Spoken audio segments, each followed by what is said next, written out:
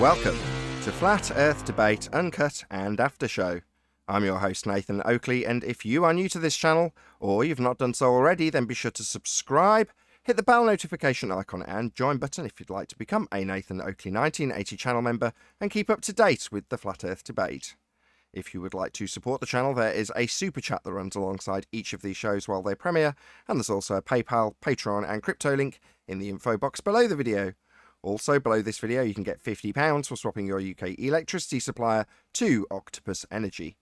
Speaking of Patreons, I'm going to do a quick shout out to all of you who do support me on Patreon. So, a massive shout out of thanks and appreciation to Maxi Tyken, Michael Kahn, Patrick Gunnels, Banter, Will Brax, Melby Styles, Troy Shuker, Bo Snail, Samson, Maris, Hairy Blade, Mobile Max 777, Neo the One, Lost Cat FE, Rob W, Open Minded, Reese Pound, Del West Watson, Mike, Muted, Dick Earth Skeptic, Maria Nealand, Unbelievable Productions, Blue Ridge Ranger, Rob H, The Real Gabster, Windrider, Liam Nedrick Jr., Abraham Mohammed, Naibai, Adrian Quintana, Skeptic936, Life is Short, Fireball X, TheFlatEarthChannel.com, Texas Mike, Edwin Johnson, and David Wayne Foster. So another massive thank you to all of you for supporting me on Patreon.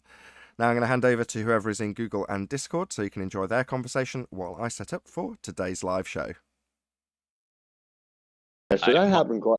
Yeah, go ahead. No, you finish. Well, I was just going to say that I forgot about that, but that was pretty interesting for a while, and then yeah. So it was a pretty good night actually. Right, because QE, Betty, and I were talking about moderating Geo, and I did that yesterday. I told them about it. I want him to be a moderator because it seems like he can contribute to the team to help keep it on track. Right. He seems like pretty level-headed guy. Yeah, like there's gonna be a hierarchy change happening soon. I just don't want to do it now while Betty's away because I don't want people complaining while Betty's away. But it's probably gonna only be a particular side complaining. Yeah.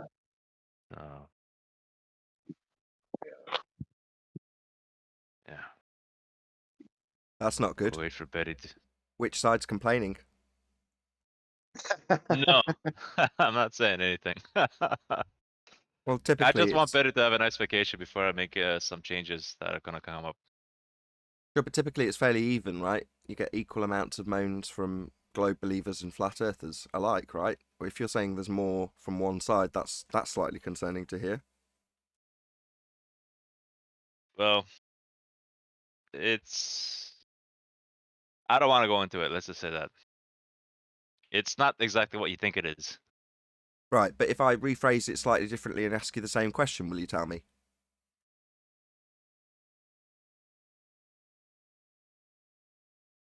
Oh, okay. When it comes to like what you're talking about, yeah, there's obviously complaints from like both sides. I'll take that as a no. Just ask him, Nathan. I did. I asked him, who's complaining more? He said, I don't want to No, say. rephrase it. Well, no, I'm not going to. Well, the way, Okay. from the angle you were coming at, it was like, it's usually always like both and stuff like that. It's always Well, been like both. That's where a lot of people forget about the job Righteous has when they complain about him trying to keep the balance like he has for the last couple of years. Hard job. Yeah, but I'm not gonna be around to do that then, like as much as I used to, because I'm gonna be getting really busy, and because of that, I'm gonna have to like give dominance to the FE side, because otherwise they're gonna be bickering back and forth. So I can't have that among the moderation team. So that's what I wanted to discuss. Like the baller mods are getting phased out. We are in the 'Cause minority after all. You know, it seems. Yeah, because I'm sorry, Nathan. Go ahead. No, I'm agreeing. Go ahead. Because I can't have, when it's bickering amongst like people under the mods, yeah, that's normal, right? Because that's a server. But when it's among the mods, they can't be that, right? So there's got to be somebody that takes charge, and the FE side is going to have to be on top of the mods, and they're going to have the final say, right? Because when it comes to the like objective truth, when it comes to like the main part, we're in the objective truth, right? Are So, we? I don't know. Are we? You tell me. What are we in? well, I'm saying we're like the main thing, the no curvature part, right? When it comes to like other things, yeah, there's people on our side on all kinds of things, right? There, some agree with certain things and other agree with other things, but when it comes to like the main thing, we hold the objective truth, right? Yes, Earth is flat. Yeah, Good like morning. you know, good morning. Hey, John. Hey, 10th. Like some people don't agree in the dome. Some people may not agree on like. The Hold on. overall Unless we say hello to edges and- 10th, this conversation's over because of audio chaos now. Hey, 10th. Hello. What did I do? It caused audio gotta go chaos on with your mute. mic wide open until you got a reply. So therefore, the conversation was effectively over. So yeah. Oh, I was gonna chime in. I'm sorry. I know, but I've tried to tell you. The moment you open your mic, audio chaos ensues unless you are actually talking. Really, I switched my headset with got a new mic the last two shows. You haven't said a word. Now it happens again today. It's just one of those. I'd rather you knew that when your mic's open, if you're not talking, it's causing chaos. All right. Well, I was going to talk, but I was being patient. I'll come back when I'm ready. I don't know if that gap's good enough for Righteous Forces actually rounded out though, so you might be might be called upon to speak immediately. Are you done, Righteous? Was there anything else to add? I'm really sorry. No, that was pretty good. Sorry, 10th. I didn't mean to have you join and immediately start having a go at you. That's really bad on my part. I'm sorry. I had no clue. I don't take it personal. No, I just came in and I heard objective and subjective. So I feel the Earth is round is subjective. I can prove the Earth is round is objective. Well, so far they haven't proved anything, so they're just feeling it. Okay. You measure it flat. Measurements are objective.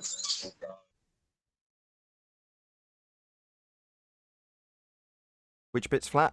Measurements are objective. I've got. Back off your mic just a couple of inches. Oh, sorry.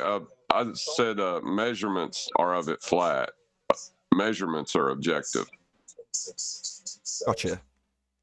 Yeah, you can't say it's. That's probably why they've wangled certain quasi measurements, if you like. So when they're measuring the equator, they're not, but they're measuring something, and therefore they can say, "Look, it's a measurement, right? How can you argue? We've measured it." Oh, I mean, obviously, notwithstanding the fact that we've debunked R, but prior to that, they can say we've got something we can measure, but then they'll take you into the weeds of something else. Measuring dip angles, measuring shadows, all that sort of stuff. It's smoke and mirrors, basically, isn't it?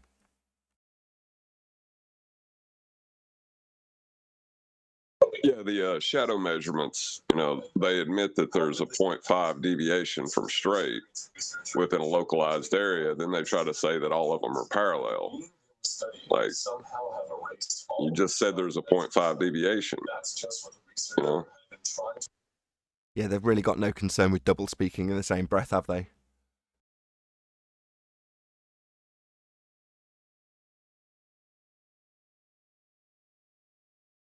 I mean, half a degree is pretty serious. Over a foot, you may not notice it, but the further degree, distance you travel, the more deviation you would notice. You know what I mean?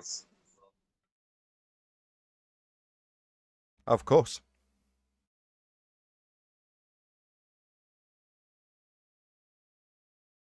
It's much like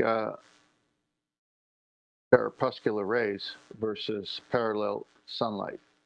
They need parallel sunlight, but we see corpuscular rays. We see diverging rays. So they'll say, well, they're parallel. They're close to parallel. They're almost parallel. No, you need them to be parallel. And based on your distance to your sun in the heliocentric model, it's going to be one beam. One beam over all that 93 million miles can hit the Earth all at once. illuminate the whole surface evenly. But that's not happening because we got sunspots, hot spots. So your So they're subjective. I was going to say your sextant evidence has triggered a load of idiot fundies. I don't know if you'd realise this. No, So- I haven't. Yeah. Other than that one guy. No, there's been a couple of others that have made videos, but they're just idiotic. In other words, they don't really know what they're talking about. And when they present their evidence, they show all of these measurements with 90-degree angles on a sphere. And you're like, yeah. Unfortunately, though, when you're creating those three positions to get your fix, all of them are considered at the same altitude, area of equal elevation. So, no. But each of them are being depicted when they do their bastardization of what a sextant does, with a 90-degree at each position on the ball. You're like, no, nobody's doing that. They're just using the actual measurement that each of your little men on your little sphere is going to show as having a 90-degree to the horizon, because each of them and every one of them has. But when you triangulate, you consider each of those positions on a level plane. So, no, they don't consider the one up the hill on a sphere and the other even further over on a hill on a sphere, because it wouldn't work. But yeah, like I say, you've triggered a few idiots. You know, it's going to trigger a lot of them until they figure out that the nautical almanac is already hardwired from the center of the Earth. So no matter what you're doing from the surface of the Earth, the measurements are from the center of the Earth to the center of the sun, center of the Earth to the center of the moon, and certain other luminaries are that way already in the nautical almanac. So when they say sunlight has to come in parallel for the sextant to work, they're not kidding, because the angle from the center of a presupposed Earth has to is where the measurements taken from. So it doesn't matter what happens on the curved surface, because two lines can't meet straight on the curved surface, but they do in a fictitious radius of a two-dimensional circle drawing that they show. So really, all you got to say is, all right, so you need sunlight to be parallel for the sextant to work on a globe version of how a sextant works. They go, oh, absolutely. Great, the sunlight is not parallel. The whole thing dies right there. We don't even have to go any further. We don't need circle of equal altitude. We don't need anything. We just have to show the sunlight is not parallel. Also, you need a non-refracted geometric horizon with parallel rays on a sphere. I love that. That's the assumption. A non-refracted geometric horizon. That the minute they said refracted, they invalidated every sextant, every theodolite. Yeah, if they're going to use refraction for all their other comebacks, they have to use it for the sextant, and when they do, well, it's not going to work. Is there any way to turn your mic down, John? Is there any functionality to do that? God, I wish G Plus had an ability to turn guests' volumes up and down. So now you should be going on mute now, 10th man, because I hear it now too.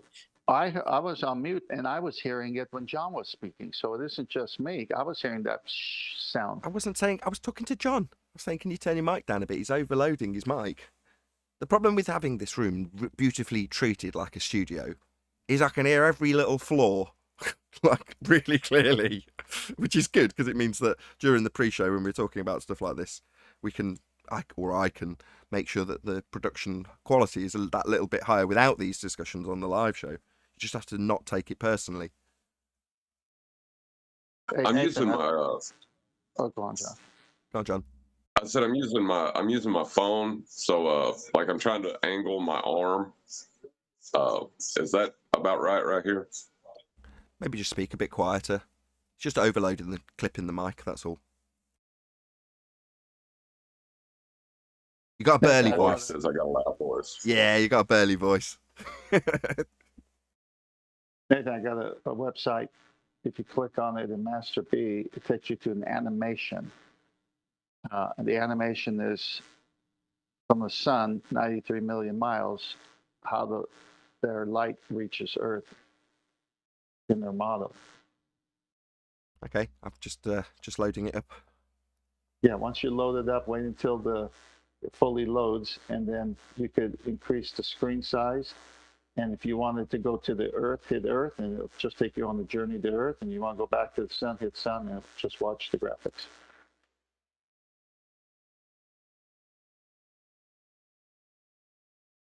I'm not seeing what you're doing, so go ahead and It's comment just as you playing. do it. Just playing.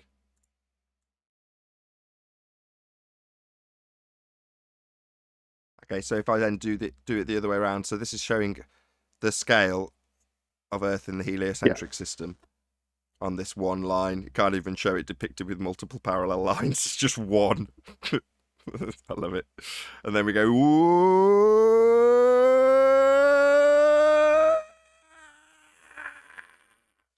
all the way out.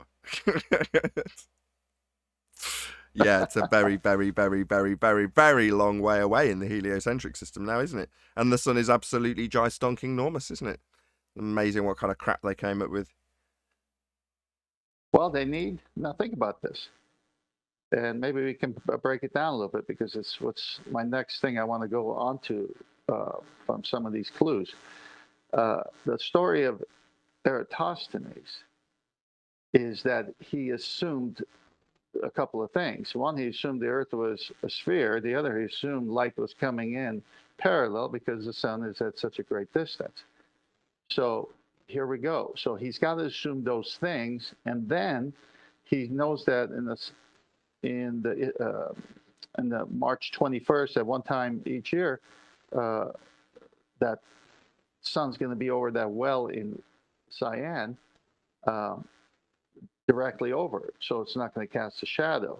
He says, I wonder what it is in Alexandria where I live, because if it's on the sphere, the shadow will be cast. So now the stadia, the way that they determine miles or kilometers, is best figured out, because no one really knows, as Brian has said. I read one where it's 0.16 per whatever mile, but basically close to 500 miles is what most people have said from my research. So whether it's 400, 500, it really doesn't matter.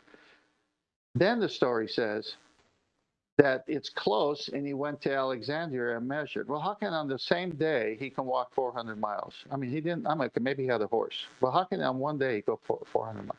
So the whole story kind of breaks down, like, how did he know what it was in Alexandria? Who measured it there pre-cell phones and tin cans with strings that could reach that far? So the whole point is, fax machines. Did he wait? Did he wait a year later and on the same day just go to Alexandria? Well, that's never part of the story. The story varies so much that it has to be made up because it's not consistent. So some say, it's close, and he walked there. Well, he can't walk to Alexandria from Cyan. It's too far on the same day and catch that same phenomena. So did he wait a year later and on the same day just happened to be there at the same time and say, well, I know down there because I was there last year, it's over the well, so over here. Well, it doesn't say that anywhere in the story. And so then you got the variations in between. But the whole point is, he thinks the shadow is cast by the curvature of the Earth in Alexandria because the light is coming in parallel. And the surface of the Earth being curved is what's causing the shadow in Alexandria because it's directly overhead in Cyan.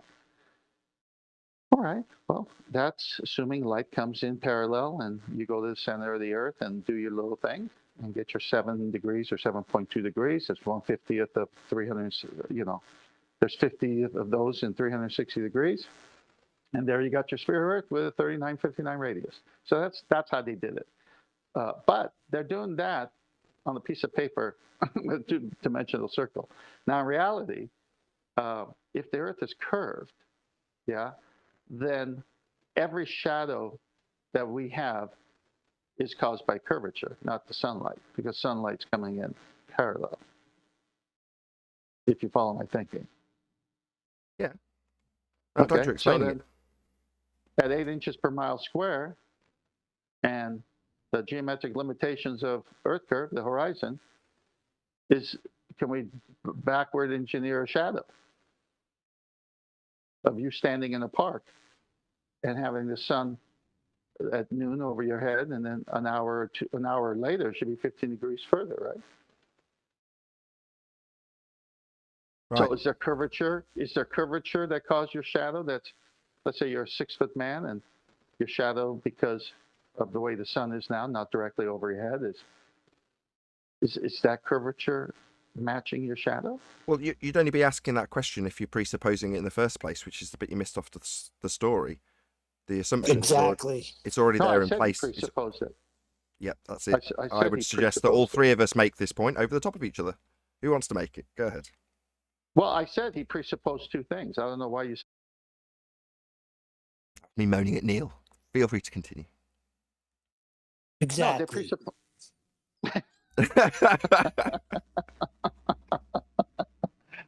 I just want I to thought- say that whole story is bullcrap from the beginning. From the first time I heard it, it's laughable.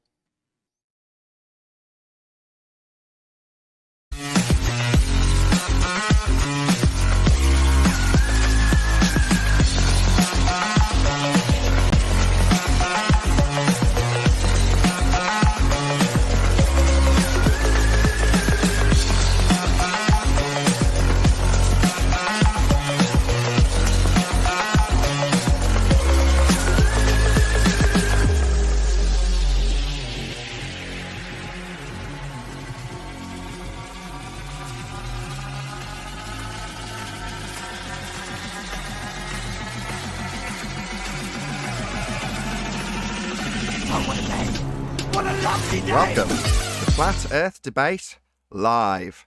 I'm your host, Nathan Oakley, and if you are new to this channel, or you've not done so already, then be sure to subscribe, hit the bell notification icon and join button if you'd like to become a Nathan Oakley 1980 channel member and keep up to date with the Flat Earth Debate. If you would like to support the channel, there is a super chat that runs alongside each of these shows while they are live, and there's also a PayPal, Patreon, and crypto link in the info box below the video. Also, below this video, you can get £50 for swapping your UK electricity supplier to Octopus Energy. Most importantly, if you'd like to join the discussion, simply mute the page you are currently watching, then click the link in the info box below this video to join the panel and express your views on the nature of Earth.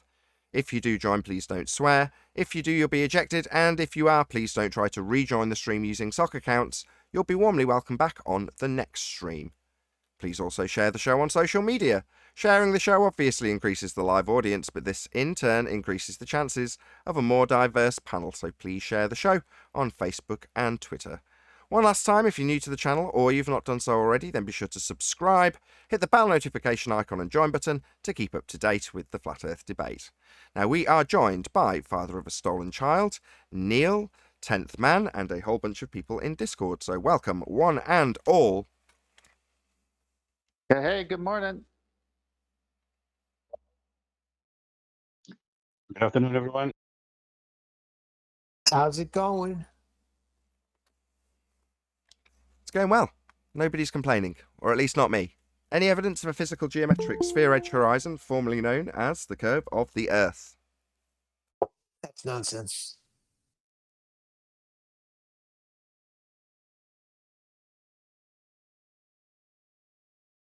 Hello, guys. Hey, Arwin. Good afternoon.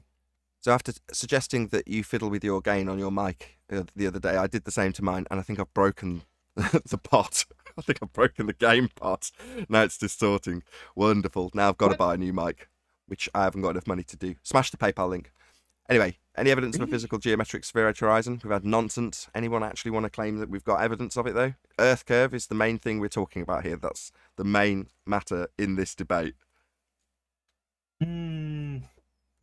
Well, the horizon is not geometric, but you can still think of it as obstructing things from view, though. What do you mean? Morning. How's it going? Good.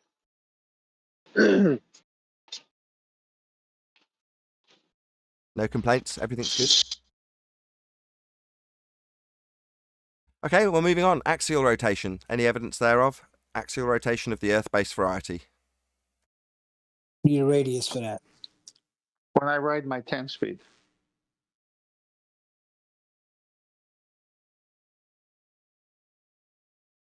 Of the Earth-based variety.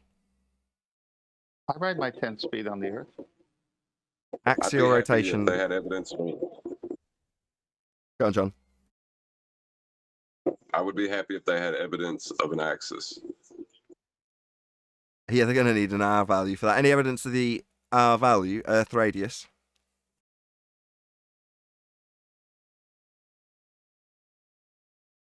Well, you can need a derive ball it for from radius. celestials. You can derive it from the celestials. Derive it? Yeah. Equator length. Yeah, when Calculate it. I pummeled that guy the other day based on it, I heard you trying to jump in at the beginning. Were you trying to support the guy? Yes. I thought so. That's why I cut you off. I thought, Arwin, if he gets involved here, right, the guy will have a much better chance of dragging this out a longer time. And it dragged out long enough as it was. Right. So yeah, when I get in and I hear like that's going for well, then I'm not gonna ball win it up because yeah, that's just gonna make you very agitated.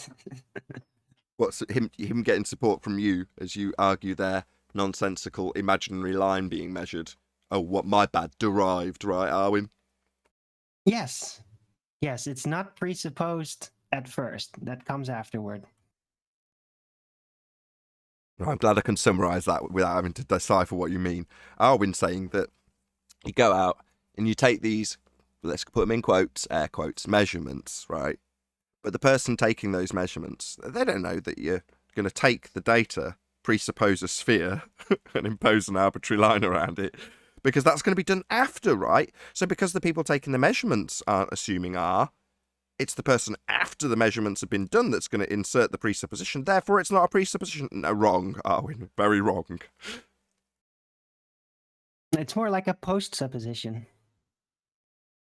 No, it's definitely still a presupposition. Just utilising data acquired by people who didn't know what you were going to do with it to make a presuppositional statement that Earth's a sphere based on your derivation of a line on the ground from the movement of the sun averaged. Yeah, that's just not going to happen, Arwin. It's still a presupposition, I'm afraid. Nice try, though. Yeah, but it comes later. I understand what he's saying. Right. You don't do it first. You do it later. But it fits. It all fits, right? So if you do it like that, then at the same time you can support it by pointing out that the horizon is not geometric, perhaps, but it still conceals things behind it. And if you combine that all with gravity that nobody knows what it exactly is, but it still does things in their model of atmosphere and everything, yeah, then it all just works out. It's fine. So one of my newest moderators, Paula, she asked to post a link and I've just never bothered to take the spanner off her because I'm more than happy to have her as a moderator. Paula, whatever you want to do. There are no rules. You're a moderator because I know you know what to do. So I don't care what you do. Literally, I don't care. If you want to ban somebody, just ban them. Just thought I'd say that to Paula in the chat. Any evidence, any scientific evidence of gravity?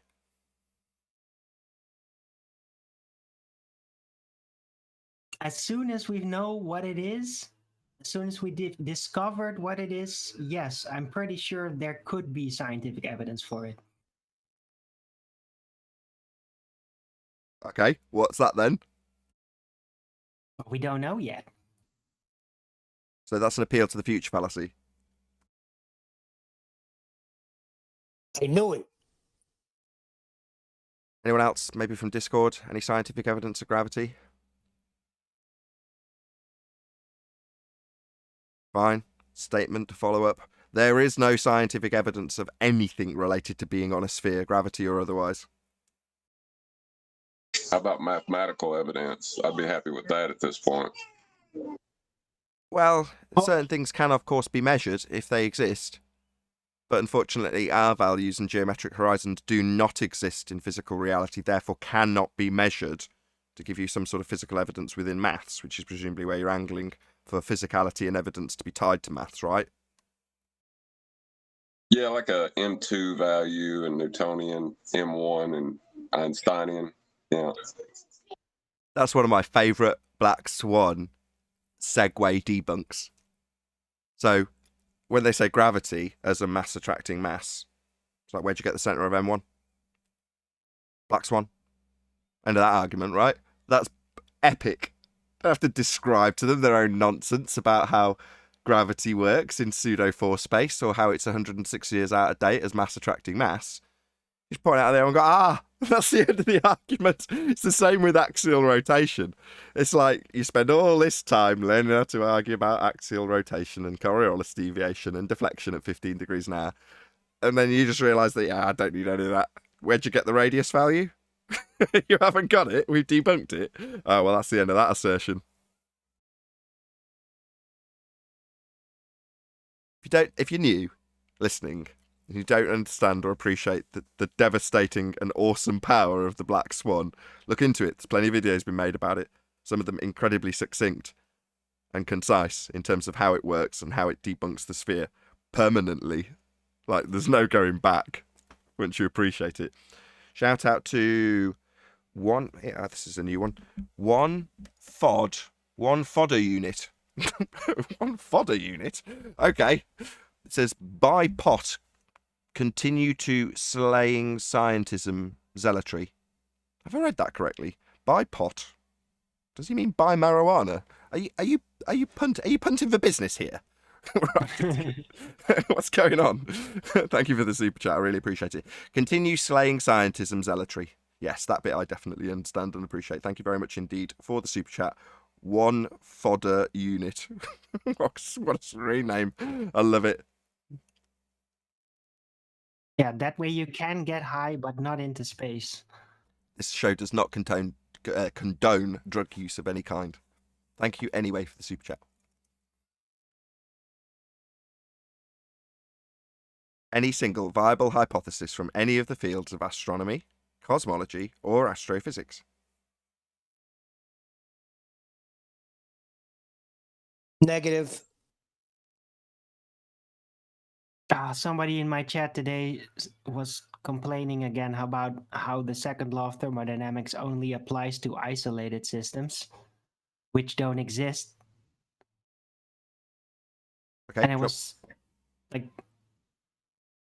Did you address that, Arwin? And if so, how did you address it? Of course I addressed that in How full. did you address it? Just...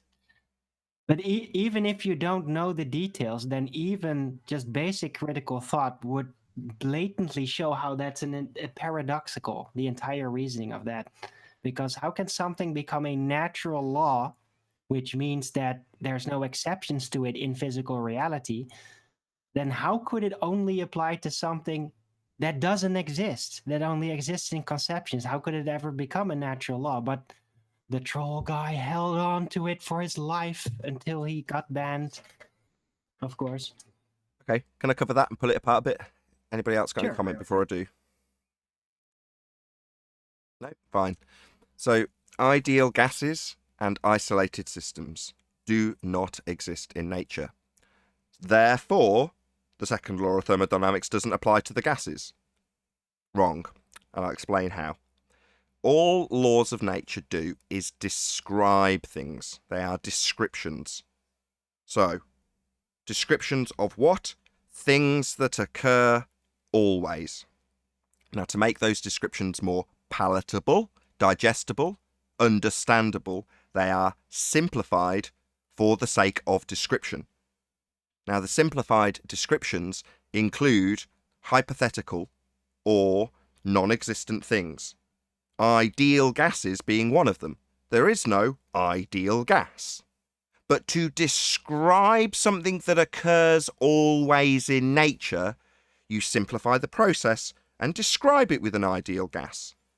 Ergo, a description of an entropy increase with an ideal gas can be described verbally and then demonstrated with bromine. The effect that's being described occurs always and can easily be demonstrated. The description of that effect is the law of nature. The description of what occurs always. Simplifying it to make it understandable with things like isolated systems and ideal gases doesn't change that those simplified descriptions are detailing something that occurs always.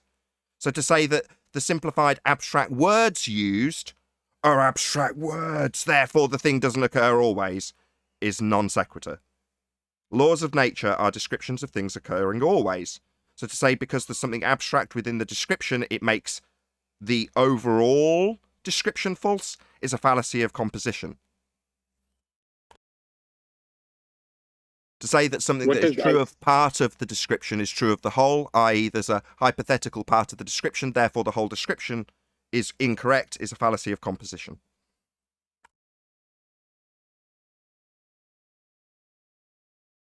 Any more? Right. Any more for any What more? does isolated system mean in that description? Because aren't we in an isolated system if we're contained? Like No, we're you're in a isolated in no. the system. No. Closed means that energy can still go in and out of the system, not matter. Yeah? So, an isolated system, nothing goes in or out at all. But there's no systems like that in nature. There's closed systems and there's open systems, but there's no isolated systems where there's no energy transfer. There's only systems that are closed where there's no matter getting in and out. So energy can transfer outside of the container that we're in? What, matter? You don't. No, he asked energy. Did you That's say a good energy? point, though. How do we know for sure that this isn't an isolated system? Because I'm getting really hot. Because I'm hot. That's why. There's energy coming into this system from externally, as far as I can tell. The sun is a massive entropy generator. But how do you know it is outside of the container? Yeah, you've got me there. I don't. Exactly. However, within what we can observe within the nature that we do experience, hence law of nature, there are no isolated systems. Right. Everything within the container is all closed system based, right? That Correct. makes sense. So it's the same sort of segue from your flat Earth perspective as somebody asking me, well, why would space be fake? Surely it's just space outside of the container. Like, all right, so you're a globe believer who's accepted we must have containment to have gas pressure, but you don't want to relinquish space, you just want to think it's beyond some flap you can open.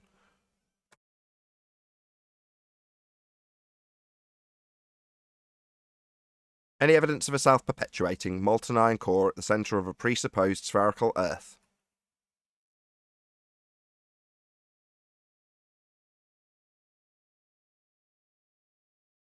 This thing on? Nothing.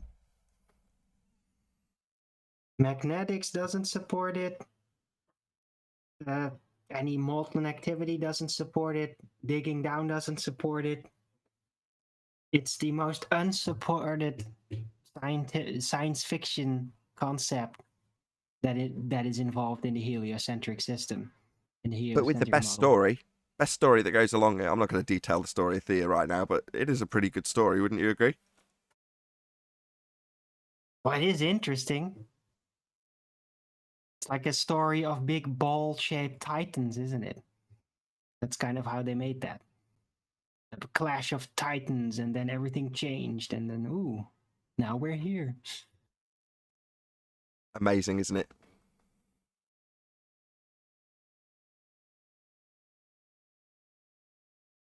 Are we done with housekeeping? Did we cover everything?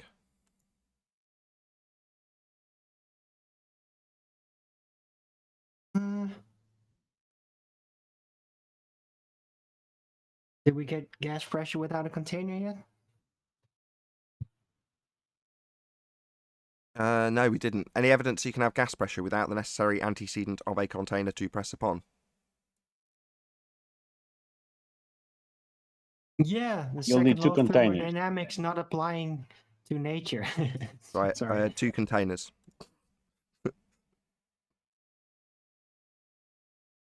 Yeah, that's what we find. For them to demonstrate it, they need 2 containers. Well, that's unfortunate.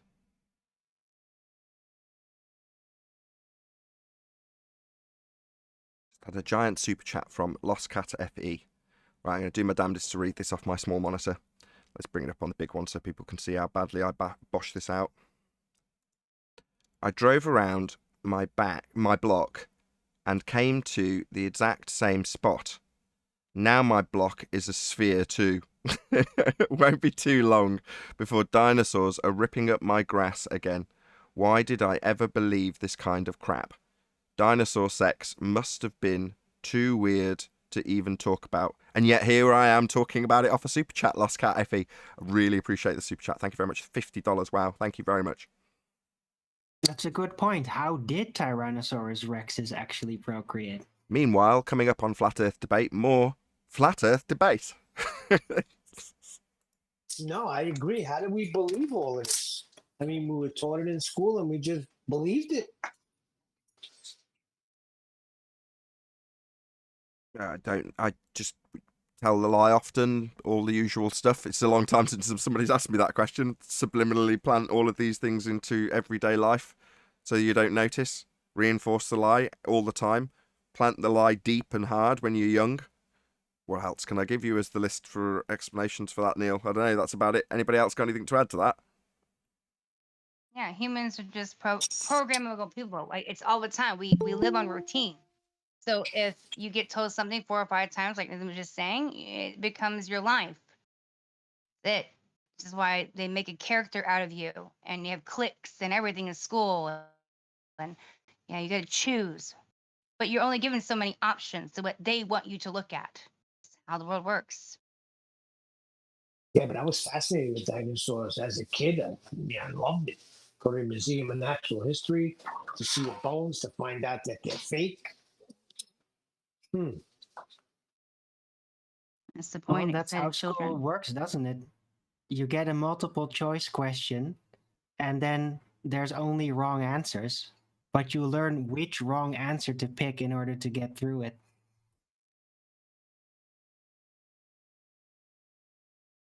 You know, I hope it's okay to say this. It's like the conversation I was having with Jedi the other day about genders and stuff, and I don't need to go into the whole topic about that, but how it works. All it takes is them saying, this is what goes on in the system in your world today, right? And there's this many genders. And then what happens is the friends, just like your favorite color, go, well, what's what's your gender? What's your favorite color? What's your favorite food? And it spreads to the children. So all they have to do is say one thing in school.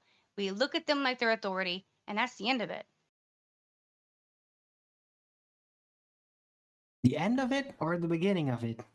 Well, the end of it, I think, when you first, Yeah. literally a fresh little sponge, if you want to think of kids' brains as like a sponge, when those connections are made, when those neural connections are made, they're the only thing they've got to build on. You know, when I use my example of a guy who's trying to cross a ravine, in terms of describing how neural pathways are created. You throw the rope across the ravine, you climb across the rope, it's very shaky, but then when you throw it across to go back, you've got 2 ropes and it's much easier.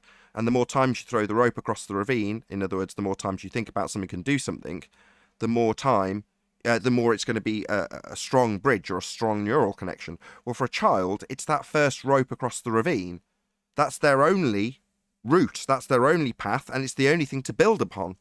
So once it's been thrown across that ravine and put in there as their mental pathway that they're going to build upon, that's it. It's cemented in their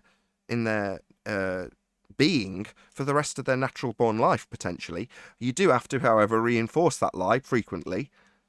But, like I say, once that pathway's been built, it can only be made stronger. And to break it is very, very difficult. You know, chopping down that very, very well-made bridge that's a child's idea of where their reality is hard to chop down. You know? You know, So- just to so make an that's great, example, guys. Jedi Hey, Adam. children come over and they were teaching rotation in school still, by which way your drains spin. This is the nonsense that's going on in our school systems. And then the kids come home and they tell you, look what I've learned. And then you're like, wait a minute, this is all wrong. But if you don't talk The bit- about it with your children, you can't fix it. We'll the bit cover that. police say here is when you have that sort of thing. But those bridges, as Nathan's describing, are built to the point where a grown person, grown biological male, believes that if he has an operation, he'll be able to breastfeed his child. Those bridges can be so false. By the time they've realised how false their bridges, they're already affecting another human being. They're the concerns I have with these sorts of things. That Right, like a pyramid scheme. you do what you want to yourself. You know, it's up to you. It's your right. I'd support you in that. But There are Well, instances then- of Sorry, male. I didn't Hold talk on. about that. This is totally no, off no, topic. that's galactorrhea. It is not the same as breast milk. Very, very different. It's just caused by obscene amounts of hormones, which cause breast swelling and secretion. It is not breast milk. Now, It's true though. hold on. So I had a first-hand account from Ukdina Walker about men breastfeeding in times of very severe drought. Well, Yeah, I suppose if you strap a couple of water bottles to your chest, you could do it. No, men lactating. I've had somebody give me a first-hand account of that. Nah. Okay, well, I'm just telling you what I've been told. I'm not saying I'm claiming it. You get with estrogenization, you get breast tissue forming and that, but you're not going to get all the ducting and everything forming. You're not going to get the production of milk. You'll get some bits and bobs which may, in a vague. Remember that the first and primarily the breast milk doesn't even pharmacologically be stimulated to be produced until you've had a child. There's no signals for the milk. Good point. Yeah, it's nonsense. It's absolute nonsense. You may be able to ingest hormones and get, like I say, what's called galactorrhea in a man, which is what's, but it's not breast milk. Don't pretend it's breast milk. It's man tit sweat. Ugh. Yeah, Gross. I know, but that's what it is, isn't it? And that's where you are harming another individual then, when you're trying to tell them that this is the nutrition as designed, and you're only fooling yourself. That bridge does not exist. Okay. Could it be considered half and half? Half and No. half.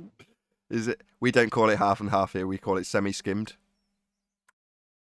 I'm guessing you saw that recent. I'm guessing you saw that recent footage of a guy. Go on. I'm guessing you saw that recent footage of a guy breastfeeding a baby. Anyone see that? It was fucked up. That's You know- the language. Can we change the subject? This is supposed to be flat Earth debate. That is mine, but I'm looking it up, and I think Nathan might be right too, because it is possible for a hormone prolactin to actually happen in a male, and that's the only way it's possible for them to lactate. I'm Okay, just let me- looking let it me- up. I don't That's know. exactly what I said, but it's not breast milk. Okay, And fine. that's about it. I'll just Yeah. expand on the What is circumstances. Hold on. Everyone's triggered on this, so I want to round it out. I'll expand on what was explained to me. We are talking about very, very elderly males, yeah, where they have a completely different hormone balance, and it's in extreme circumstances. And from what I understand from Adam now, there may be a biological process that is explainable in males of a very, very, very old age. I'm talking about something completely different. We're at cross purposes. I'm describing something a Native American has told me, who's, God, I really hope she's not listening, who's older, that's the word, thank God, came to me at the last moment. An older lady explained this to me from her first-hand experience, okay? So in those extreme circumstances, that's what I'm detailing. You're detailing something about pop culture and trans people. Am I wrong? Right. Right, that's definitely not the topic of this show. It's Neither not is... what's happening, right? But it is possible, correct? Yeah.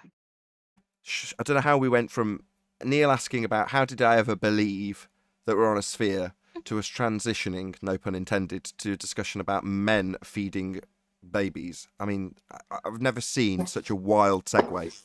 Because on the cover of Sports Illustrated, you have a transgender first ever. That's how this whole thing started. At least that's what I hear from yesterday. So what? I have a Okay, we're question on this to Adam. whether I like it or not. So what? I have a Well, question Nathan, to it's very Adam. confusing. Okay? It's not fair to women who work hard for what they want to accomplish. Stop. That they Stop. get knocked Stop. out. Stop. Got a woman here. Stop. How many times have you read Sports Illustrated, Stacey? I'm not reading Never. this month. Hang I on. know that much. Yeah, but she might have tried to be a Hello. model. Hello. Is your name Stacey? I just got excited. It could Yeah, be. maybe it is. We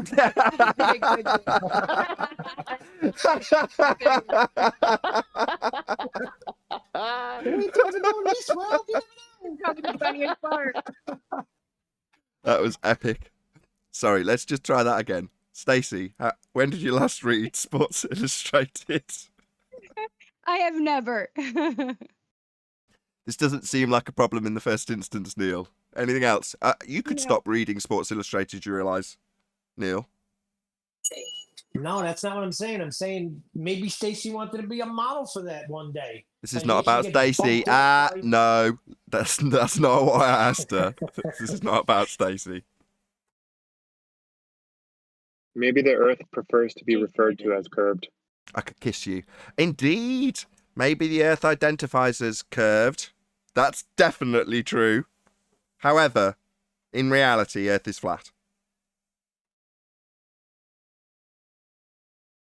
How did we ever believe it? About Gaia Yes. now? Go ahead, Darwin. Now, I was actually going to bring it back into the subject and ask a medical question to Adam. So, about the man thing, I'm not even going to get into the details, but if you'd have like a fetal implant, could that somehow actually trigger the hormonal conditions to turn man boobs into proper breasts? Is that I suppose if you took all of the female hormones, the prolactins, you could, like Frankenstein a man, yeah. But yeah, you could Frankenstein a man to get something. But again, remember what it's produced for. What the body's. Yeah, this is just nonsensical. Could you inflame and get something coming out of it? Yes. Does that mean that a man can breastfeed? No. We can mess around with him and cause side effects in him that are so freaky that it looks like he's producing breast milk. Yeah. But he'll lose so much else. All the hair will fall out of his legs and all, you know what I mean? It's a man is not designed to be like that, is he? He's designed to run on testosterone and not have that testosterone taken away.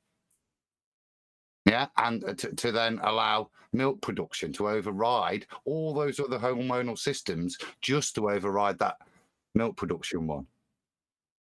So I suppose, yeah, in a Frankenstein way, I concede. So back in the That's why definitely they not have saying anybody should those try things that. that you wear over you that are boots for men that you can actually men if they want to be close like a woman is breastfeeding and with their baby they can actually do that but they can't do it themselves. Whatever it's going to be produced is not going to be enough. The only time one of my children, when cuddling sweetly, tried to get my nipple in her mouth, I was absolutely horrified. Snap. Yeah. Ah. Oh my God, what are you doing? Paula, take this baby away from me quick. It wants to breastfeed from me. It was the same with me, Nathan. When I wanted to breastfeed my children, my wife expressed it and I fed early on from a bottle. It was the only way as a man I could get involved, you know? I'd done my bit 9 months earlier, to be fair. There's plenty to get involved with as a bloke. Other than breastfeeding, basically everything. Who would want to? I seen my wife jump and push the baby away. They bit down so hard. Yeah. I would not want to breastfeed. Hey, Adam, what kind of wine was in that bottle? Okay, have we exhausted this topic? Yeah, it's just a bit tit for tat for me.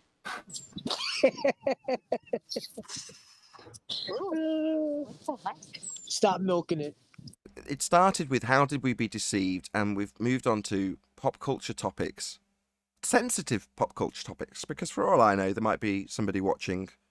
I mean, I was going to segue it on, for comedic sake, onto Monty Python. So in Life of Brian, there's a scene where one of the guys wants to be a woman. He wants to be referred to as Loretta.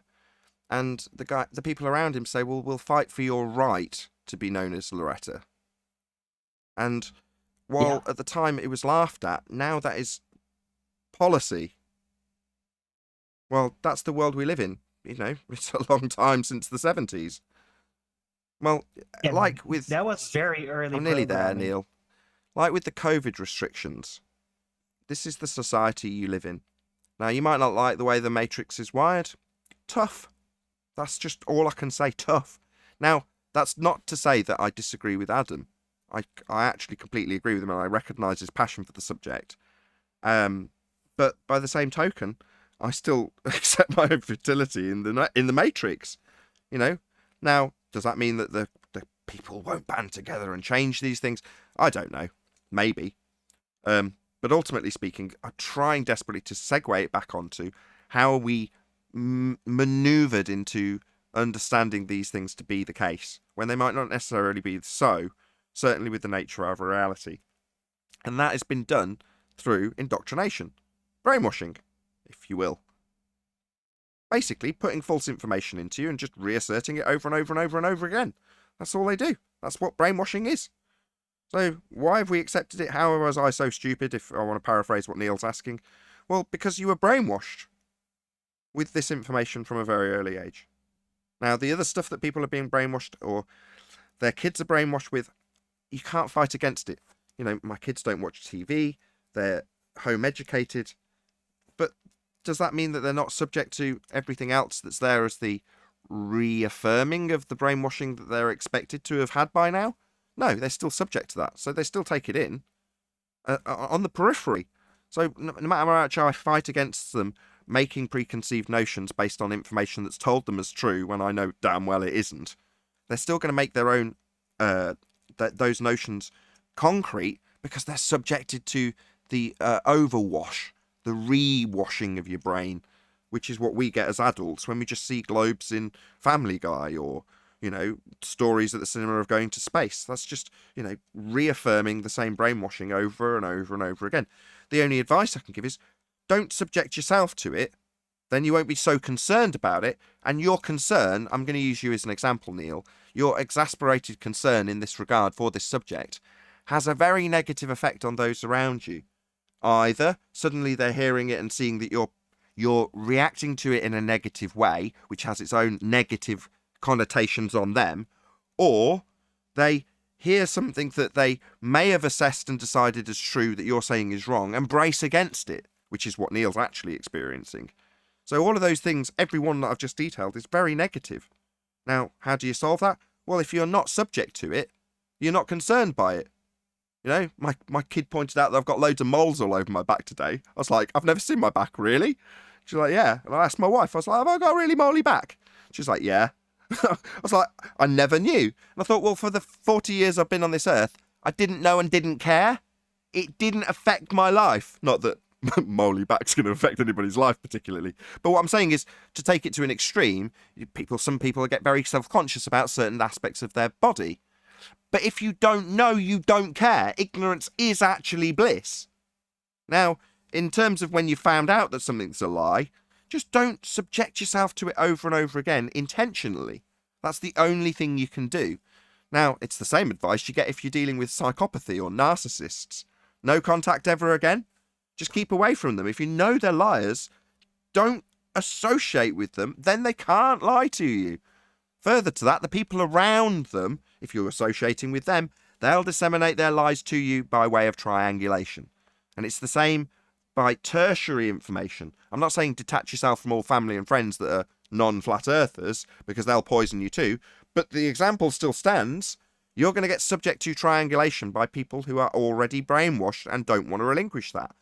So if you never mentioned that you realise the earth is obviously and observably flat, you didn't bring it up, you didn't watch any of the brainwashing, you go around to a family dinner, everyone around the table has been, and at some point it'll come up in the vernacular. It'll just be part of the language. So you can't completely disassociate yourself from everybody to not triangulate or not be triangulated in terms of the nonsense that you're being subjected to. You just can't do that. So then what do? We're back to what I said to, I don't want to get back onto the subject, but my address to Adam, which is, so what are you going to do? Do we rise up? Well, no, you can express your frustration, which is what Adam has done. But further to that, again, something with negative connotations, what can you actually do? Well, you could educate people, which is what effectively Adam has done. He's opened his mic. Go ahead, Adam.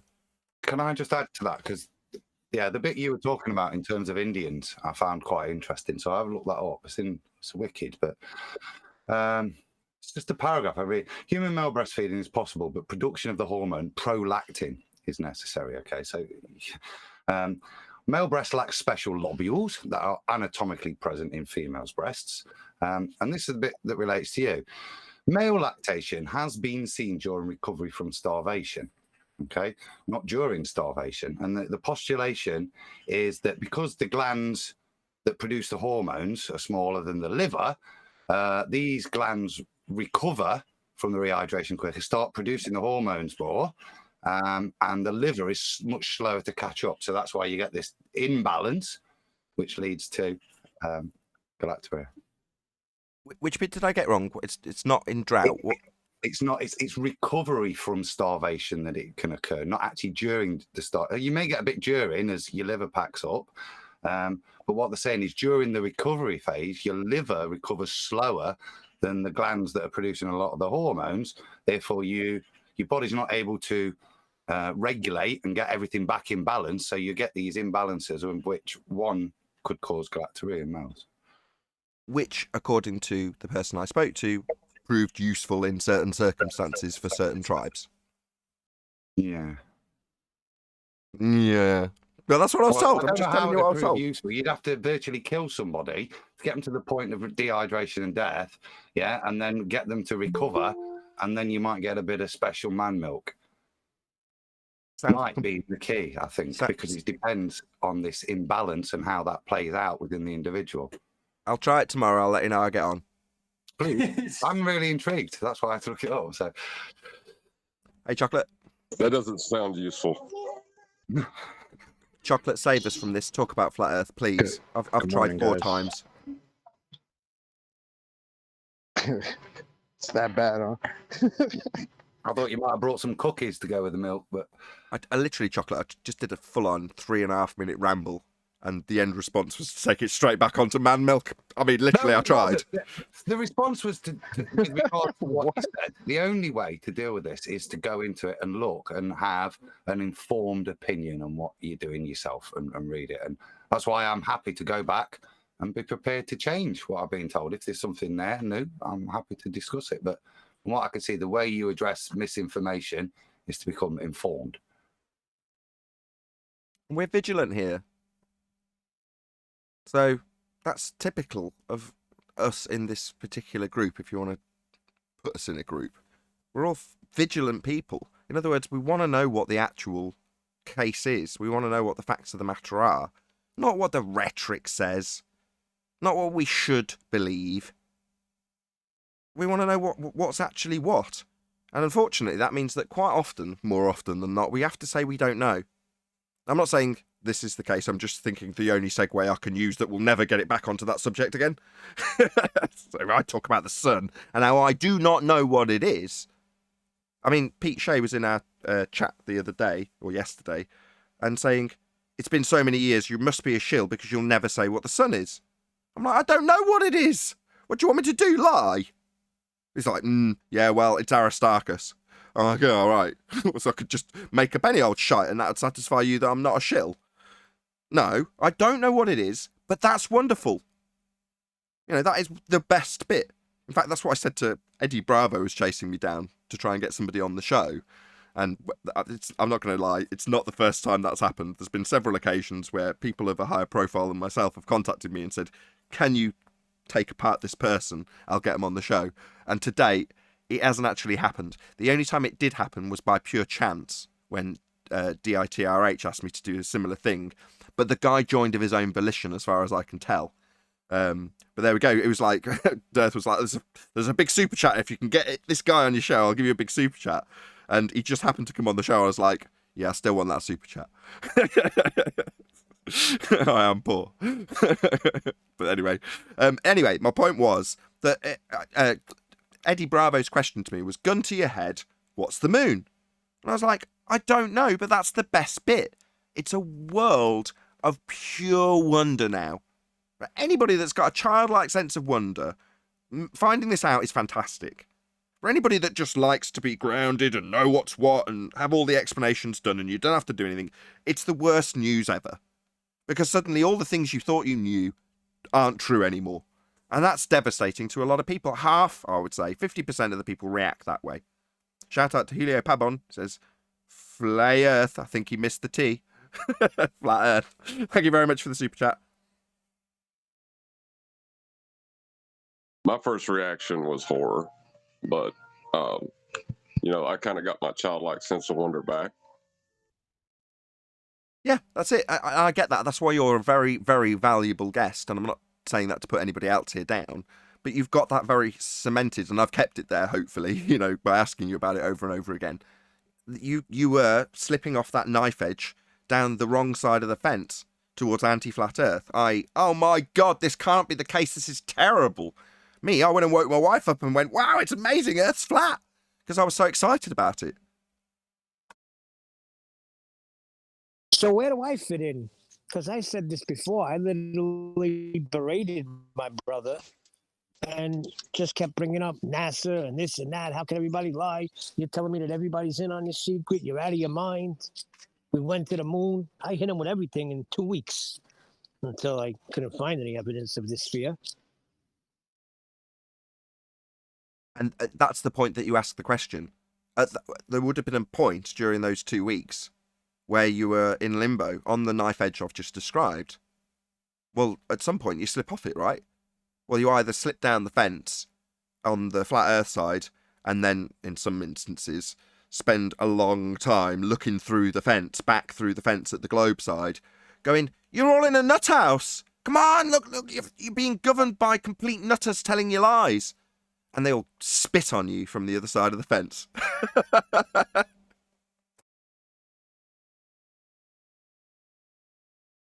It's true. The Well, I metaphor's kind of so went on the other accurate. side of the fence for a while.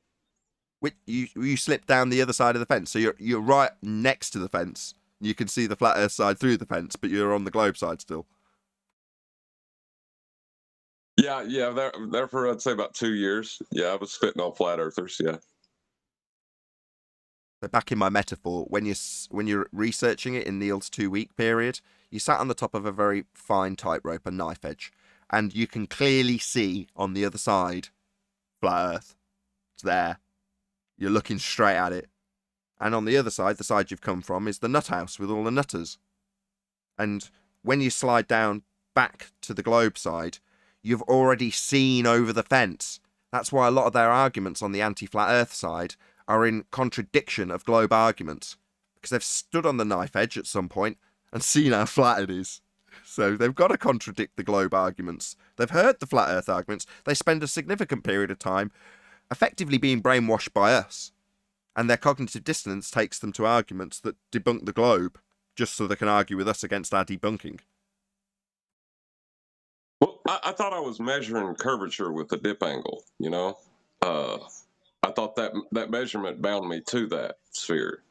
When that was invalidated, it kind of all fell apart from there. John, can I ask you a question? How you clung on to that? Because certainly back at the beginning of my journey, there were people who were pulling out Optra apps and going up mountains and showing these things as they maintained it. But through investigating, reading, looking, and just sentient thought, it became apparent. Even this is before Black Swan. That wasn't the case. Maybe I wasn't at the Black Swan stage where we could destroy it totally, but you could see that it wasn't anything physical.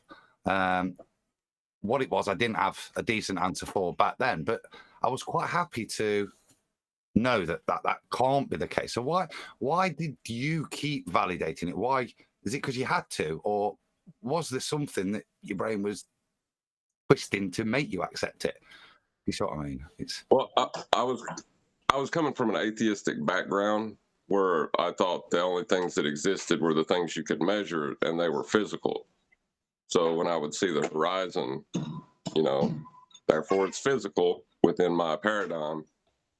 And when I could measure it, you could see farther as you go higher, therefore it's geometric. I never thought to measure the distance to the horizon.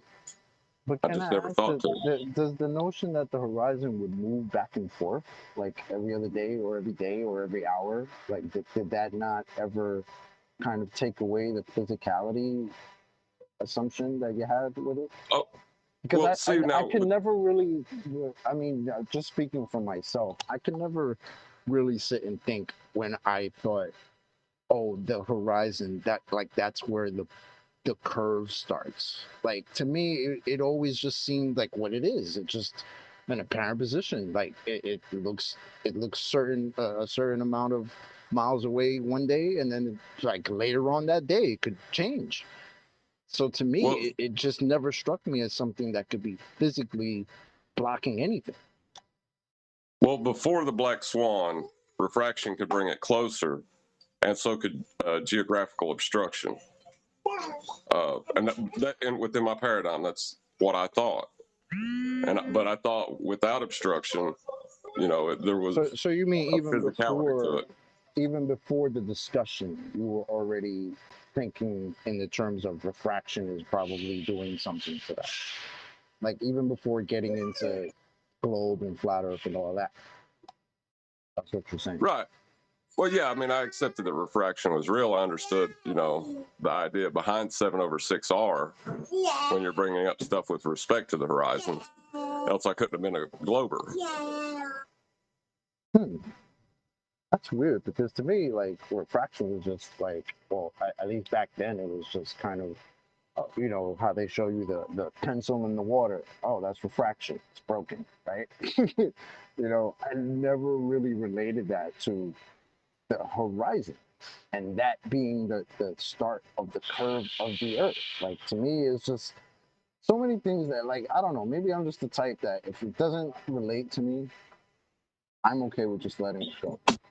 Yeah, because well, now I was just gonna say, Chocolate's question is post Black Swan. How'd you deal with the horizon moving? Well, pre Black Swan, to quote Rumpus, it's refracted because of its position with respect to the horizon.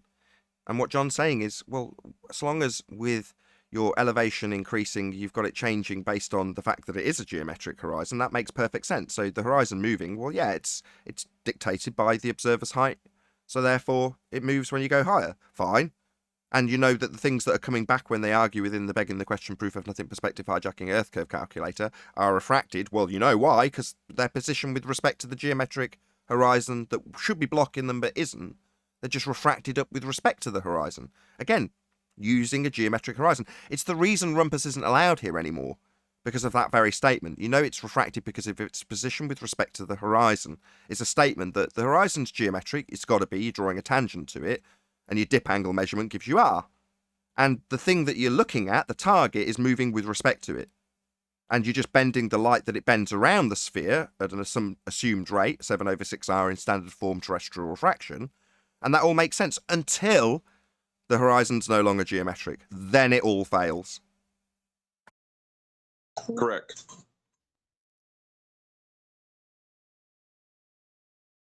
Without a tangent point physical geometric sphere edge for a horizon, you cannot assert the geometry, you cannot obscure things with the horizon, and you cannot derive an R value from it to give you the maths to bend the light to move the horizon. The entire thing descends into a paradox upon rebuttal from anti-flat earthers, many of whom have slipped off that knife edge because of the Black Swan, and now tell us that the geometric position that they utilise with the tangent is actually refracted. In other words, their rebuttal debunks the globe claim, while they stare through the fence at us, at the flat earth we dwell atop. Yeah, they pretty much say all the measurements we claimed in the past are invalid. That's how we explain this. Exactly, and when I caught Rumpus in that very problem for them, that every single assertion that a physical geometric sphere edge blocked the bottom of the Isle of Man with a refracted value in feet and inches with respect to that geometric horizon, when I asked him if he refracted the horizon back at the Isle of Man, he said he did. And he lied. He can't have done. He required tangents and drew them in his maths. So he couldn't have refracted it. His maths wouldn't have worked. Therefore, he had to lie about it. And has been excluded from this debate forever because he's now just a liar, trying to lie to you about being on a globe. And when he does physical geometric assertions with horizons that are blocking things, he'll later lie and say they were refracted. Well, that's not tolerable. We're here for truth. We're vigilant. He's here for lies. He wants to con you into belief that you're on a sphere.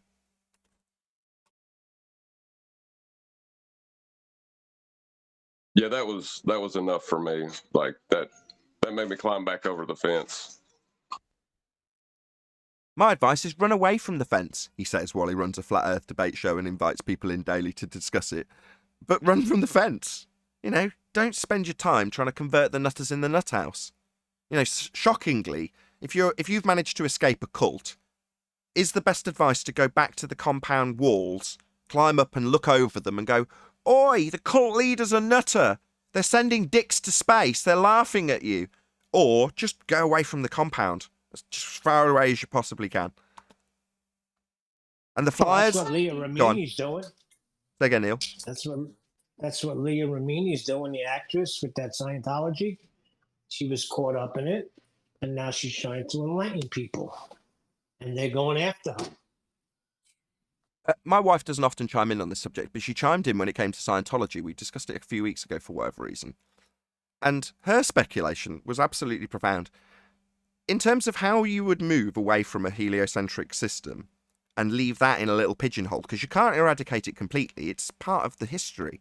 How do you then segue that into a non-flat earth part of society that's just those guys over there? Well, she postulated that would be done with Scientology. So I point out to her, the reason this subject came out was to say that, what is Scientology? Well, it's heliocentrism. Just a very, very tiny offshoot. It's identical, basically. Scientology is just heliocentrism. Everything about it is based in heliocentrism. It's a heliocentric religion. Sun at centre, Earth moving around it, aliens. It's the same, almost identical currently, because you've got aliens in your narrative in the news. So what's the difference? Well, a few little bits of bobs about what will happen with the Archons, but other than that, it's the same bloody thing. The system's the same. Well, wouldn't that be useful if you're going to transition? Like in 1984, well, the stars could be close if we want them to be. It's not beyond our mathematicians. But when that transition happens, first you need to soften people up. That's what we're here for, in my opinion.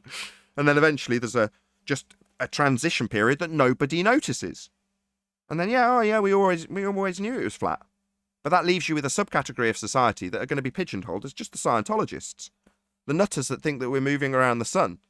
And that the black bit, when it's dark, is actually a vast area with people living in it, called aliens. Yeah, those are just the nutters that think we move around the sun. Ah, that's pretty good, Nathan. It's not me, that was my wife. Well, what if heliocentrism actually serves a purpose, like keeping the nutters in the nut house kind of thing? Nah, there's a lot of money and expense in terms of the brainwashing and keeping it part of the paradigm. And also, when you consider that, from what I can establish, the people we debate with have had interrogation training. Now, I didn't know what it was that they had until you stumble across it and find people that can do the same thing they do. And people who interrogate people, or polygraphers, I don't know the exact term for the person's career title, but people who operate polygraph are essentially the most skilled interrogators. And the training that they undergo and the techniques that they employ are basically identical to the tactics we experience in debate from our opponents when they are the upper echelons in terms of skill level of debaters. They're using interrogation and resistance to interrogation tactics in debate. Yeah, they're masturbators. What I'm saying is the people we deal with are skilled. I'm hinting at things that people can obviously expand on from, which I am definitely not going to verbalise. But the implication of what I'm saying is pretty clear. I'm not being subtle. My point is that there's efforts that are definitely being made to not only deal with any backlash from the brainwashing, but also maintain the brainwashing. That's very much prevalent and takes time, effort, expense to do all of that. So to say, well, maybe it just self-perpetuates or is of a benefit to keep the nutters here, it's like, I don't think so.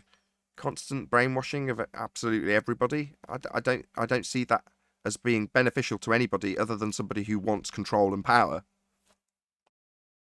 Well, yeah, that's what I'm saying. Like, if people knew it was flat, would they test their boundaries? And would the universe be a better place if we left this area we're contained within? I don't know. Why would you want to leave? I think we live in a fantastic place. Well, I don't want to leave, but there are people who do. Well, that's because of the programming of how it's not worth it, right? It's because of their messages about the Earth, where it comes from, what your place in it is, that would make you long for anything else but here. It's part of the trick. Correct, Darwin. Yeah, I'd agree with that. I think I disagree. I think it's something inherent in people that we want to, find out things. Yeah, and Arwen's not disagreeing with that. He's saying that it's beneficial to prevent that, as opposed to talking about you as an individual with your human nature. The people that are putting this narrative out there, there's obvious benefits to them. namely keeping us all well under control. Take their power, want our rights. They want all our rights to come from government. Governmental. Well, Yeah. by definition, rights can't come from government. That's a non sequitur. Liberty comes from government. Rights come from external source. With that, I'm going to say if you are watching this on either Nathan Oakley 1980 or Nathan Oakley Premiering streams, then stay tuned as there will be an after show to follow. Unfortunately, if you are watching this live, this is where we bid you farewell. So a huge, massive, enormous thank you to all of you who smashed the super chat, liked, commented, shared, subscribed, and all that good stuff. Also, below this video, you can get £50 for swapping your UK electricity supplier to Octopus Energy. Once again, stay tuned if you're watching on either Premiering stream. I've been Nathan Oakley, and I'll see you all in the next video.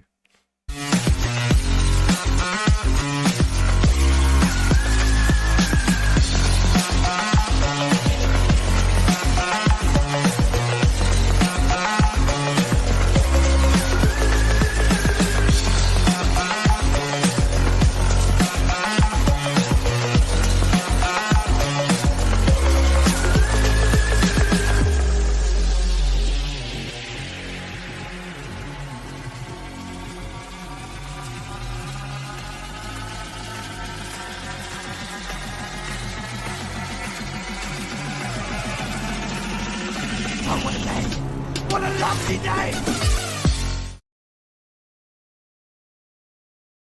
Favorite football team of college.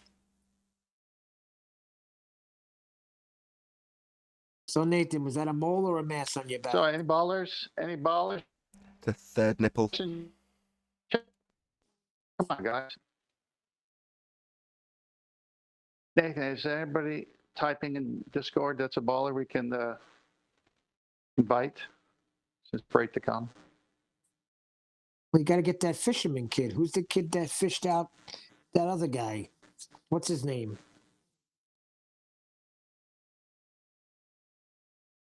I don't know. I don't keep track of their names. From Discord. The kid Ryan. Was it Ryan or was it the other guy? That was explaining how there's a certain way you get the chat skanks out. Yeah, I think that was Ryan. Or it was Sink Cleanser. I forget which. Start chumming, Neil. No, it wasn't Sink Cleanser. I know Sink Cleanser's worse.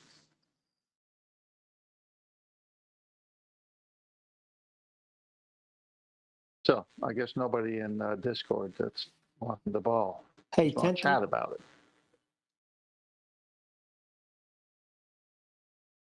I'm hearing that humming. It could be me. I've buggered up my mic. I'm waiting for someone from Discord to come out. Yeah, I wouldn't fiddle too much with the gain control on your mic, Owen, because I've broken my. Oh, I told you earlier, didn't I? Anti-flat earthers come out to play, eh? And Nathan, did like the mic itself break, or is it because of the setup that got all? I don't know. I've jumbled just because of it. What's happening is when I turn the pot to a certain position, i.e. almost nothing, anything at that level will create a load of background noise. In other words, I'll see the line dancing up and down with something going on in the mic. It's making a load of self noise, and I don't know why. So it happened just before the intro finished, so I quickly leant around the back of the mic, turned the gain up, and then turned it back down again, and it went away. But in other words, I think the pot has somehow got buggered up. Probably because I took it down, so I've made myself a cardboard mic mock-up of the mic that I want to buy. And I was like, I'll just see how it'll work, where I can position it, if it'll work, before I obviously invest in it. Because I'm just telling you this because I sent you a picture of it, and you were like, what the hell's that? I'm like, it's a cardboard mic, so I can mock it up and see how it will function. But to mock it up, I had to take the other mic down, and I just left it on the side. So there's a good chance that it's been used as a toy, or it's been messed with, or... I'm blaming my kids basically for my mic breaking because I didn't drop it, and now it seems to be actually broken. But there we go. All right. It's cheap though, isn't it? Blue Yeti is, I don't know, $80. It's not very expensive in the scheme of microphones. I mean, that's lasted a long time. Almost every. Go on. Well, as long as they don't get glitchy, because But yeah, overall, when it doesn't get glitchy, there's nothing wrong with it, with the build of it. Then yeah, seemed to work just fine for a very long time. And I think this would, if I hadn't have fiddled with it, if I hadn't taken it off the boom stand and de-wired it and chucked it on the side, I think it'd probably still be functioning as it was. You know, it's just one of those things. I'm fiddling with it because I want to buy a new mic, and that's probably the thing that's broken it, playing around with it. Hey, Brian.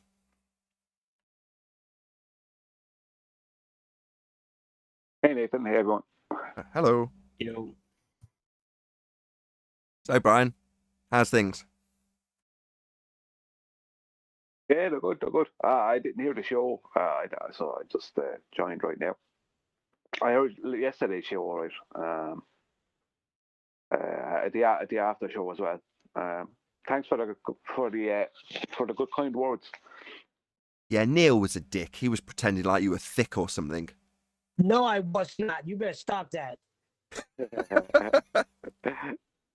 No, I actually understand what Neil meant. It actually comes back to quantum eraser, because I would find I was coming to over the course of time a lot of the same kind of conclusions on something, or I might hit. I can't remember what was the term.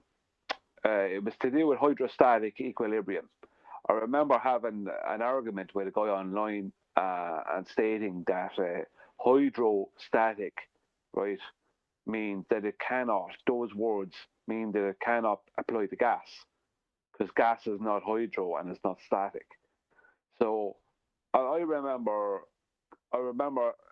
not being able to convey. I remember conveying it in words, as in writing, but not being able to convey it in words. Let's just say as speaking, but or not being able to get around to conveying it or something like that. But there was many things like that. I remember that I wasn't able just to say or get out. So what it was is I started copying quantum eraser's let's just say model of conveyance, which is keeping it very simple. I used to, because a lot of bad, I'm sure we've all dealt with it a lot over the years, a lot of bad interactions with ballers. I used to try to cover too many bases, and I had too much complexity when I was trying to explain something instead of just keeping it simple. So now we just keep it simple. And if someone wants to know extra details, I have them, but I don't need to. So I technically copy quantum eraser as much as possible, because I was just complicating everything when I was trying to explain things. I don't know if I complicated that. No, not at all. And just to be fair to Neil, it was him that started off that series of compliments, and he was complimenting you. I'm just pulling his leg.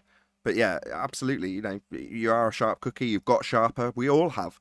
And, you know, from day one, Brian, subscribe today to Brian's Logic, by the way, is a very sharp cookie. You know, I'm not going to say this because I said it earlier about someone else, but, you know, you're all extremely valuable assets to what we as a group do here. Yeah, thank you. I appreciate that. And you know, the truth is like that. There's things that Chocolate spots and will say, and things he'll look at that I wouldn't have done at all. There's even things like the Michio Kaku quote. I wouldn't even come to my mind to say that. You know, things like that. So we all have a part to play. Let's just say. You know, so. And the same with tent, like with the sextant, let's just say. I mean, the sextant is something that I might have looked into at some point, but I wouldn't have gone and done what tent did with it. So, you know, there you go. I mean, everyone has a part to play. I'm just a yes man. Yes, Nathan. Don't put yourself down, No, Neil. you have a part to. You often put in things that are quite profound. So don't put yourself down, Neil. Far from it. Just a bit less about the Nissan, then you'd be perfect.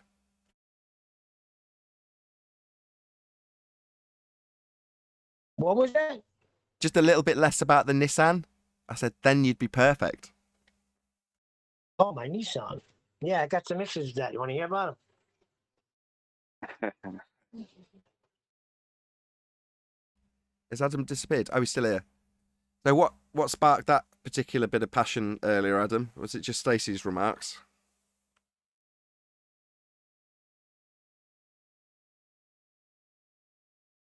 He's run away.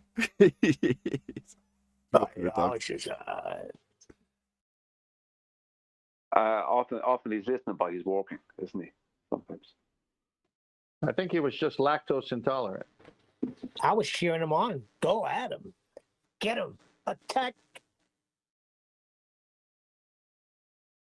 What was the remark? Let's not worry about it. I'll tell you after Don't the show's start it. ended. It's about breast milk. Damn. How men can produce breast milk. Neil? I bet you're glad you asked, Brian.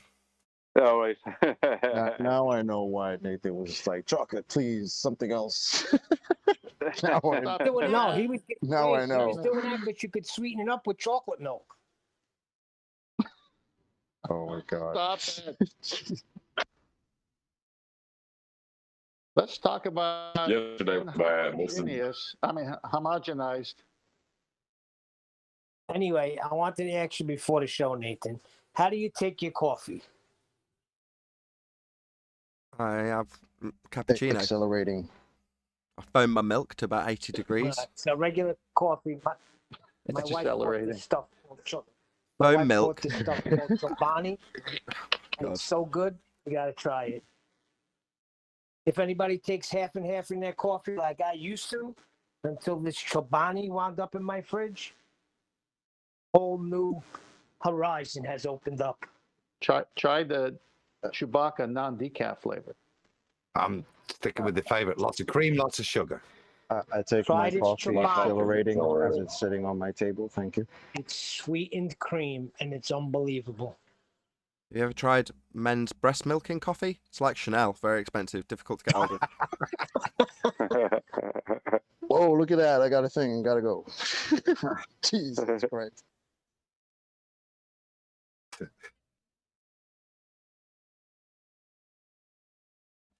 Oh, I like coffee. Coffee's good. You can get cat shit coffee. Enhance the flavor. Run out of beans today. Probably why I was so stroppy with everyone in the Speaking pre-show. of coffee, Go on. speaking of coffee, let's see what everyone could relate to the best ambiance for coffee. Mine is on my boat in the Pacific Ocean with the smell of the ocean in the morning. Those two go together great. You don't want to hear mine. Okay. It goes with sitting on a throne. So do you often sit on a throne, Neil? When I have my coffee, I sit on a throne. Oh, that We know throne. you're the king of your house. Let's but move that's on. taking it too Let's move on. You go. I'd just like to Neil's got a empathize handle. with Neil a little bit there before we move on. I'm with you, bro. Neil's got a handle on it, though. Go on. It could be a shitty conversation.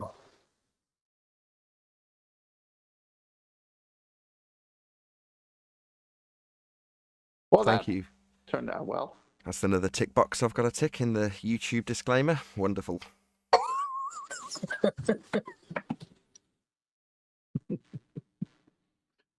How about you? Globies.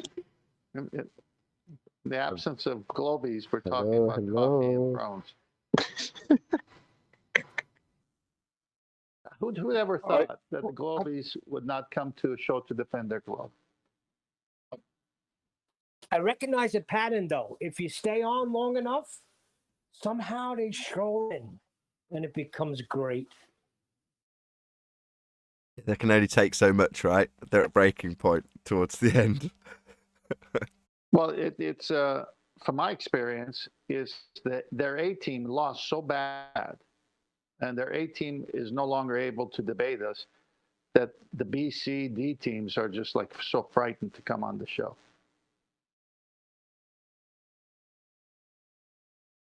Well, when you got some of them out there saying things like the definitions of words are meaningless, I mean, what do they have to hold on to?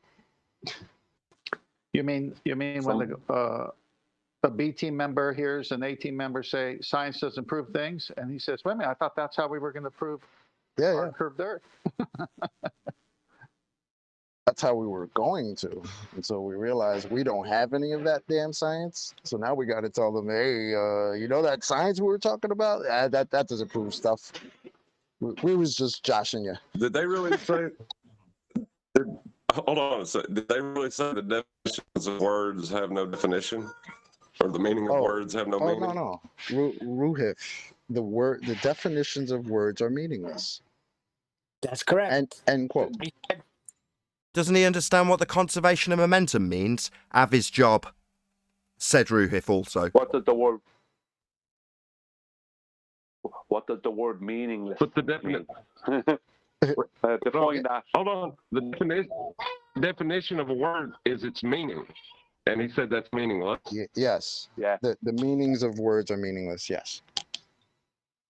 What a retard.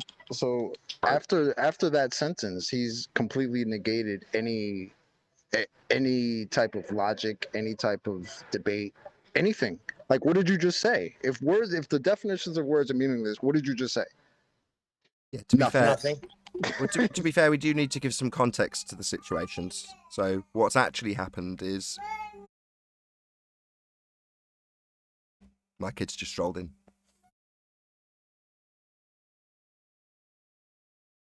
That's what's actually happened? No.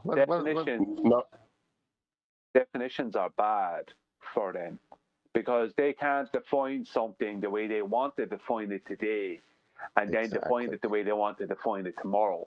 They can't change the meaning of a word to suit their narrative because they're in a situation where they're constantly having to change their story now. Because when you're an anti-flat earther, you can't stick to a globe rhetoric because that gets pulled apart by definitions alone. So you have to constantly change your story. So the only way to constantly change your story is use the same words but have a different meaning or define them in a different way. Good point. That's why you have to do that. Well, a lot of times they'll use words whose definition are dependent on a word that they just denied the meaning of. You know, like they'll talk about the circumference when they'll, can't measure the radius. How many times have they come here when we ask them to define something? What do they say? Oh, that's just semantics. Yeah, so semantics being words and their meanings. Well, semantics, words and their meanings. Well, that's meaningless, isn't it? Words and their meanings, that's meaningless. Or to paraphrase, I was going to say to give it context, what's actually happened is somebody's lost an argument by having somebody define one of the words they've used, proving their point wrong. At that point, the definitions of words have no meaning.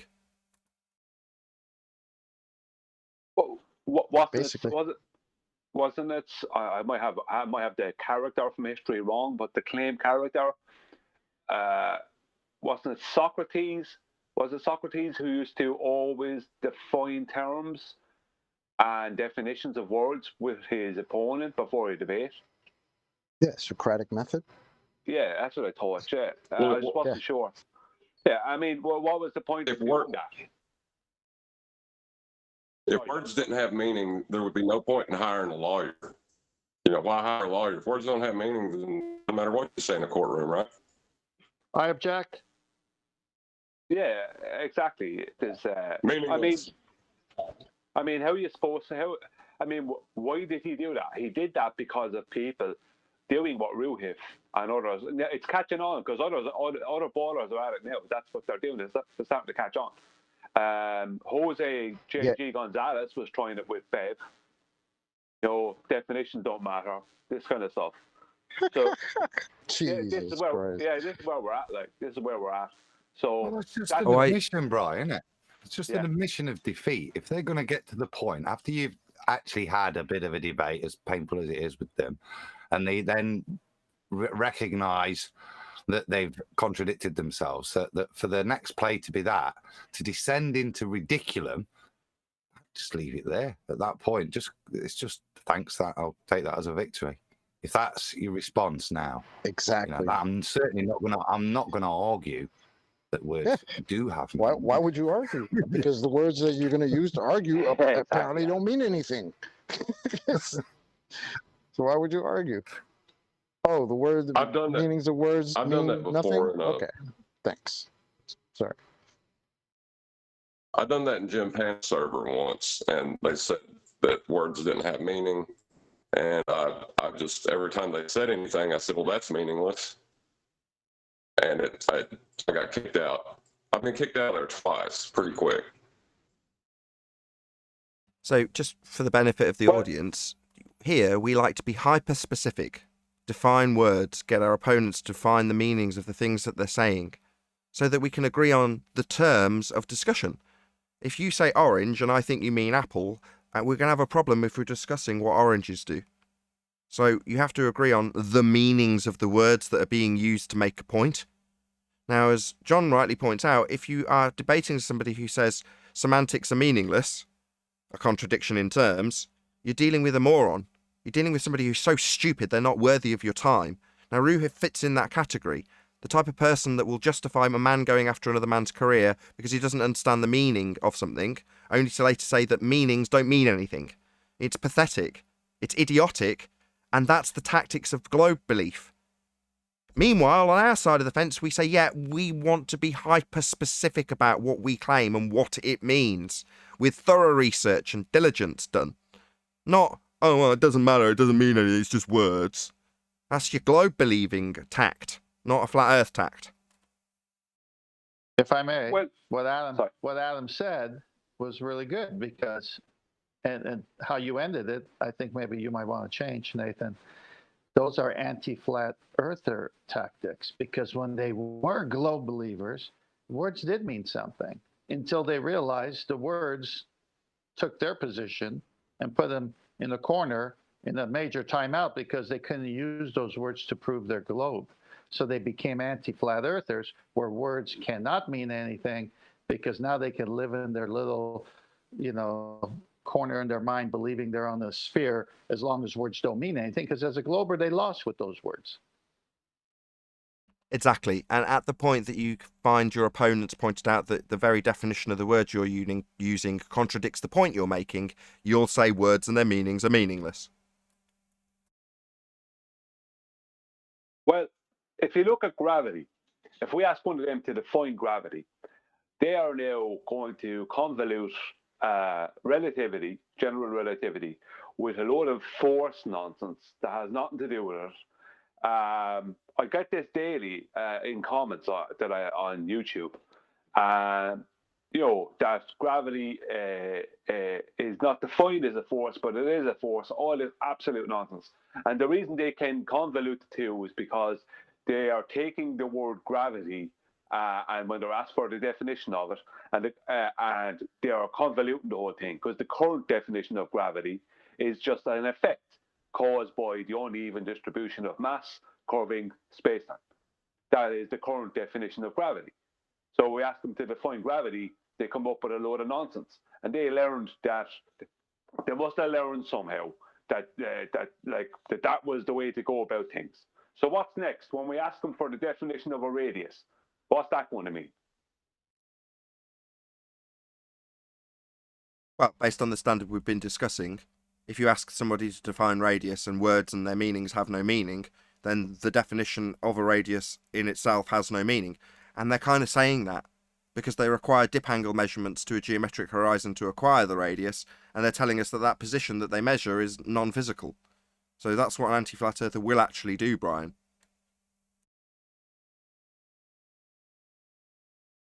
Well, yeah, I mean, they are convoluting the word measurement for years, calling things that are only calculations measurements. So this is maybe something that's not new with these people. I mean, where is your radius value measurement for your globe Earth? And they'll give you a calculation. And now all they can give you is a calculation based on maths. Because even if you look into their history books, everyone that supposedly measured this supposed radius value that we found out they didn't, they all already had those calculations. But so they've been punting it before they were anti-flat earthers, even as globers, they were punting a calculation as a measurement for a long, long time. Apart from remember Al-Biruni. The only famous- exception to that is Al-Biruni. No, Well, he there's Andrew had Thomas, the yeah. maths as well. No, Sorry, he had, thanks. no. There's Andrew Thomas, yeah. No, he didn't. He had an assumption of a sphere, which he was going to go out. I'm going to go out and measure the sphere radius today. And the dip angle measurement of the physical geometric sphere edge horizon is what he measured. But he's still making a measurement. Now, that's not to say that, and this has been pointed out many times, well, what happens if he went back tomorrow and did the same exact thing? Wouldn't he get a completely different measurement, as the horizon would have moved to a different location, given it's non-physical? But within the story, he measures it and he gets it right, doesn't he? But he's measuring it in that story. Measuring the dip angle. Well, hang on. Just 1 second, Go sorry, on, Brian. I'll be quick. Eratosthenes had, like, if you look into that story, he had the maths before he ever did anything. Yeah, that's true. Well, so, and he came before Al-Biruni, so those maths were already present. Yeah, it even says it. He had the pre-maths, man. Yeah, and Al-Biruni even, and they even state that Al-Biruni referred to Pythagoras. Now, what they really mean is probably the angle. But the thing about it is that those maths were already in existence within the story we're told. Now, I'm not saying they were, because he didn't obviously make a measurement, but I'm saying that they were already in existence by their timeline. But I'm not going to argue because it's all nonsense and no radius value is a measure. Exactly. We're arguing about the claimed stories of the past. Yeah, we could argue and hash out what they've claimed is in the story all day long. It's all nonsense, exactly. You know, their measurement, even if I dissect how the Al-Biruni story plays out and whether he's got a presupposition based on the fact that it's already been measured, he's going out and his story doesn't involve the presupposition beyond a spherical presupposition, he's still doing the measurement. We could argue about that all day. However, the horizon's not physical. It's all nonsense. Doesn't matter how the story plays out. Let's not forget that their side tells us Al-Biruni had no idea of refraction. And then come to today, fast forward, Andrew Thomas Young says all his refraction calculations were done on a flat plane. But he says there it's not flat, back to the presupposition. So now we need to take everything I ever found out about refractions on a flat plane, which is the only way I could calculate them. And now we're going to take some geometric considerations. Yeah, and refraction geometric considerations are 7/6 of the radius value in standard form. That's called terrestrial refraction, otherwise known as standard refraction, at 7/6 of the radius. Well, geometric considerations are to assume that we have light bending through sphere-shaped air. So the assumption is that light bends at a rate of the radius derived thereof because of sphere-shaped air assumptions and light bending through that sphere-shaped air. That's what they assume. There's a whole bunch of presuppositions, but they ultimately all need R. They all need the radius value, and we've debunked it. Yeah, even if you look at Eratosthenes, what he really did was basically lay out the foundations of a flat diameter measurement that would have worked out about just around under 25,000 miles. But the claim is that if he existed and did that, the claim is that he then pre-assumed that the light from the sun comes in parallel rays, and that allowed him to, turn the 25,000. What would be 25,000 miles flat diameter into a 25,000 mile circumference of a globe. Yeah, Arwin likes to do it at the beginning of each show when we get to any evidence of. I think he uses it for axial rotation, and it's like, yeah. I can. No, it is R. Arwin says that you can get R by way of the averaged movements of the sun, giving him a equator line. Yeah, you can pre-assume that sun is going around a circle of 25,000 miles. Whereas that was not what Al-Biruni did. He pre-assumed, or he didn't as not Al-Biruni, sorry, Eratosthenes was laid out the basis for about a 25,000 mile flat diameter, which would fit on the longitude lines from one side to the other, basically, on an AE map or some Gleason's map kind of thing. Yeah, he's taking the seasonal averages of where the sun move above your head, right, at various geographical positions. And he's saying, here's the midpoint average. But that midpoint average of what the sun does above my head is actually me on the outside edge of a spherical surface. So I'm pointing out, if you were looking at a North Pole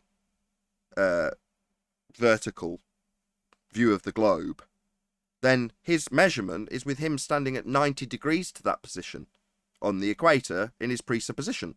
So instead of it being, oh, well, the sun moves across my head and the average of where it moves across my head across these seasons is across that line, which is there when I look down. But I'm not actually looking down. Down is now 90 degrees to an axis on a surface that's spherical. And I'm pointing out at the side, and so is the sun, with parallel light rays coming in towards it. That's the assumption he then makes.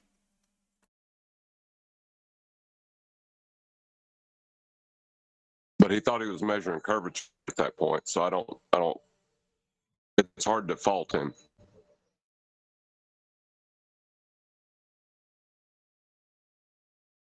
I don't know. Assuming you're on the outside edge of a sphere when you take the averages.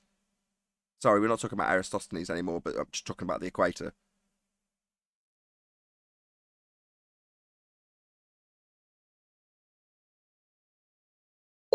Are we Well, serious? the We apparent can't fault him. He's making assumptions, and we can't fault him. Well, we're not even sure he made those assumptions. This story has so many twists and turns. He's supposed to be, Brian, back me up with what you know, stadia, the distance measurement of the time, closely said today to be near 500 miles by, authorities that talk about Eratosthenes. So how in the world could he, if you follow the stories, as I said in the pre-show, it says that he measured how the sun was inside the well in Cyan, so directly overhead, in March 21st, 22nd, okay? And then he walked to Alexandria because it was close.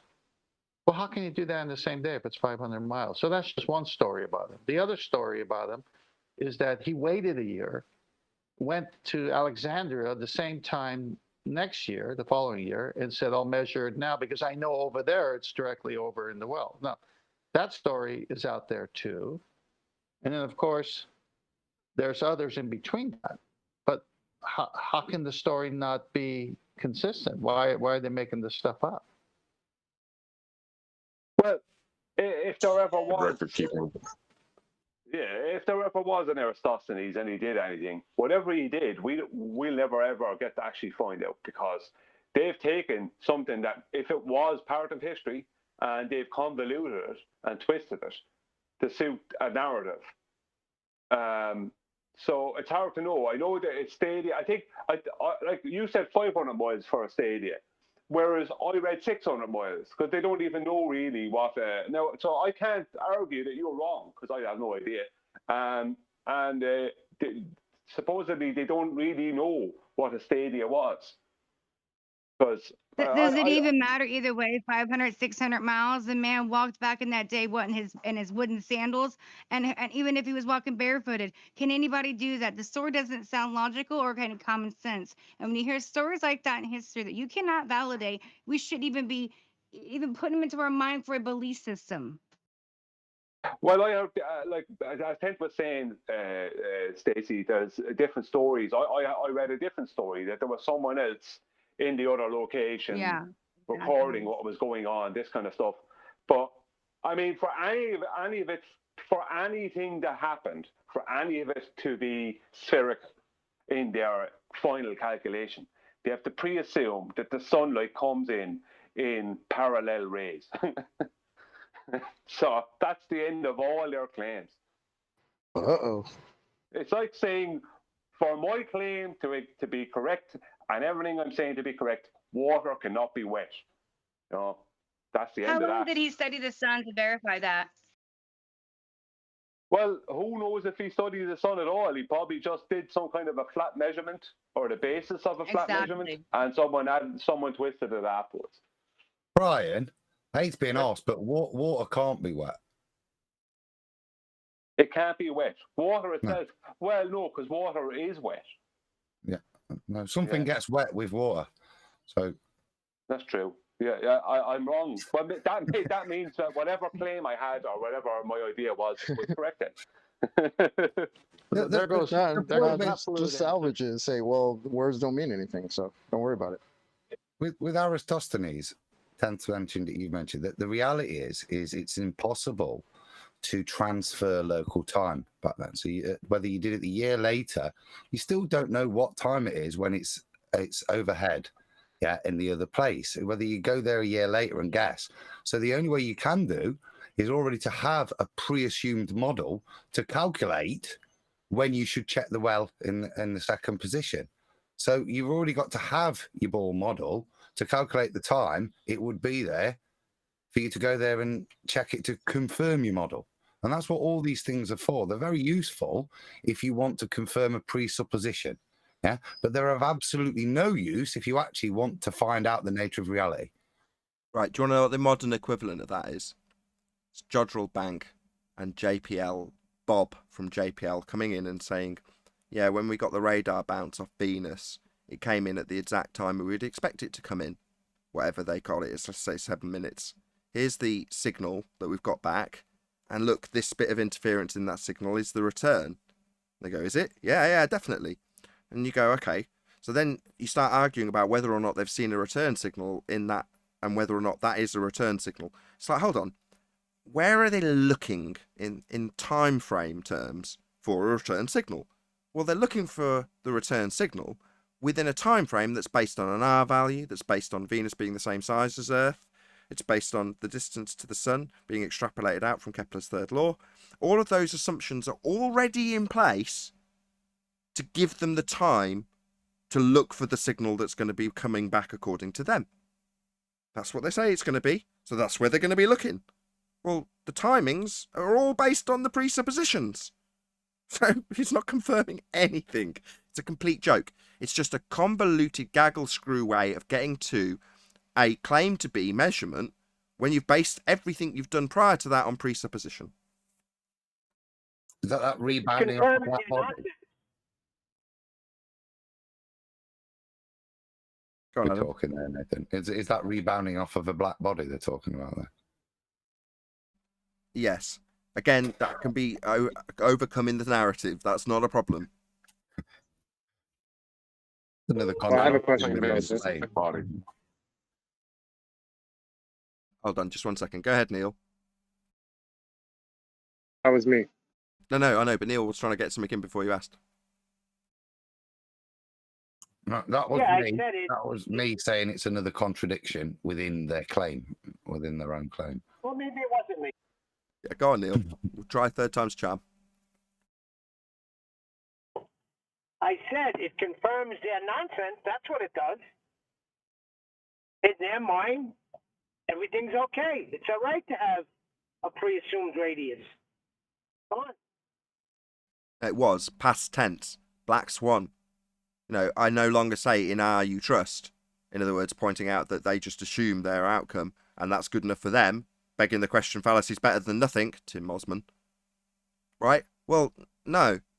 That used to fly until Black Swan came along, and now we just say, no, you haven't got R anymore. You can't trust in R. You haven't got it. You can't measure it. Who was it from Discord? Go ahead, whoever that was. Oh, that was me. So people were saying, like, they claim they can measure the distance to the sun by bouncing. Is it bouncing radar off of it that they, or what was it they say they bounce? I think it's radar, yeah. So if they can't bounce radar off of it, like they say, because it's supposedly gas or a black body, then how do we use Doppler radar to detect clouds, because aren't clouds gas? They aren't black bodies, though. They're made up of other things besides gas. But clouds technically are condensed water vapor, so they're not gas anymore.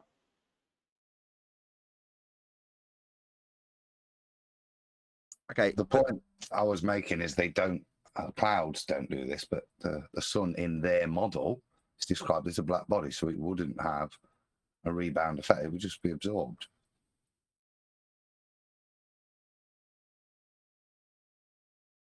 You can bounce stuff off clouds. Hope that answers your question. My point was moreover that when they get the timings for when they assume they're going to get a return signal, those timings are based on presuppositions of R values and distances that have been derived from assumptions of Venus being the same size as Earth. All of those things are in place to give you time to look for the return signal. And then they argue about whether or not they saw it in that little time period. It's like, well, the time period itself is all based on presupposition. Can't they argue that the sun is like a cloud, as in like it's hydrogen or it's helium or whatever they claim it is, hydrogen, but it also has the properties that make a cloud bounceable, like some sort of like micro solids in it? Yes, I'm going to say, and then hopefully be completely shot down by the rest of the people on the panel. Yeah, you can do whatever you like in the model. This is the point I was making. You can do whatever you like, but they've already defined within their model that the sun is a black body. That's the contradiction I'm saying. It's not my claim. I'm not saying it's a black body. They say within their model that that's what it is. And then they go off to say, but we're going to bounce something off it. Let's bounce a bit of radar off it.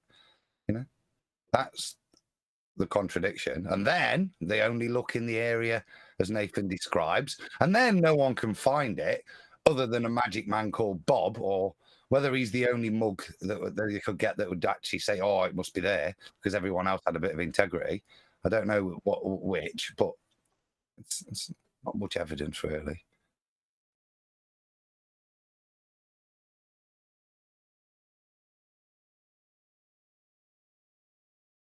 Hope that answers your question.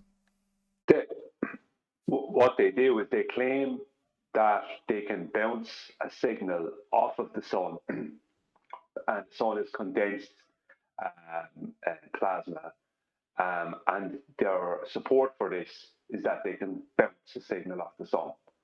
So their support for bouncing signals off of plasma is that they can bounce a signal off the sun.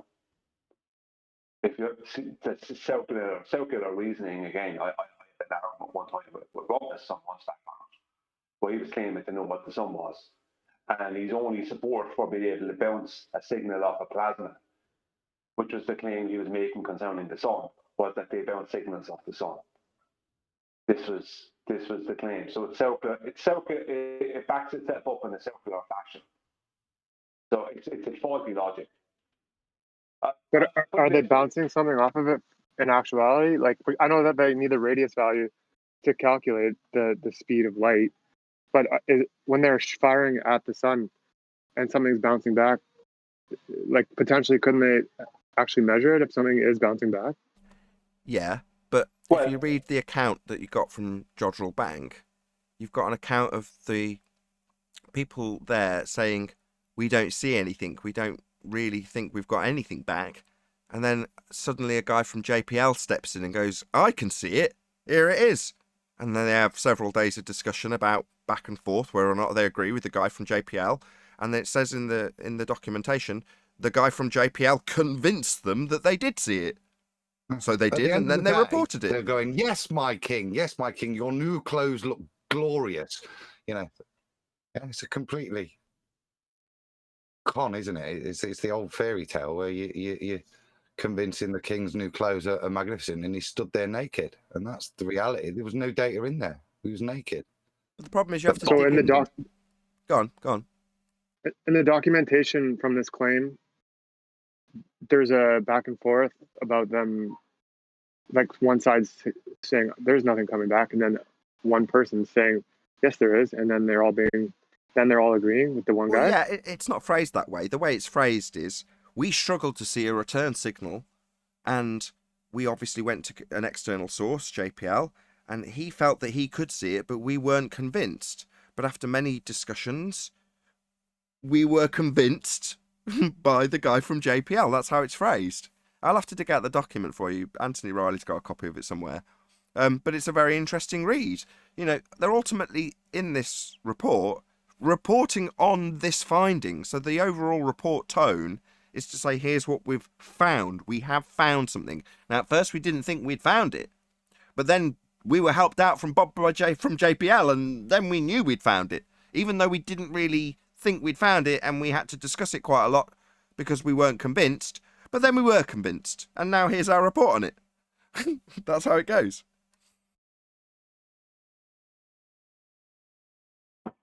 I see that unicorn. Don't you see it? Well, I'm not convinced, the thing I said, but if I had a unicorn expert come down to tell me that that smudge on a picture that I was looking at was actually a unicorn, and then we debated it for several days, and he was very convincing in his story about how it was definitely a unicorn, and then I reported on how I'd been convinced, I'd probably write it exactly how it happened, which is what they did. We weren't convinced, then we were convinced. well, if you don't know what the sun is, right, if you don't know what something is, what it's made of, or its actual size, then how can you be sure that you're bouncing it off of that? But they've got spectrometropoloscopy. So, yeah. Philosophy. Chocoloscopy. Spectrochocoloscopy. Get it right. Well, like Yeah. with echolocation, doesn't that? Yeah. With echolocation, doesn't that only work if you know the medium in which you're echolocating through? It's just semantics.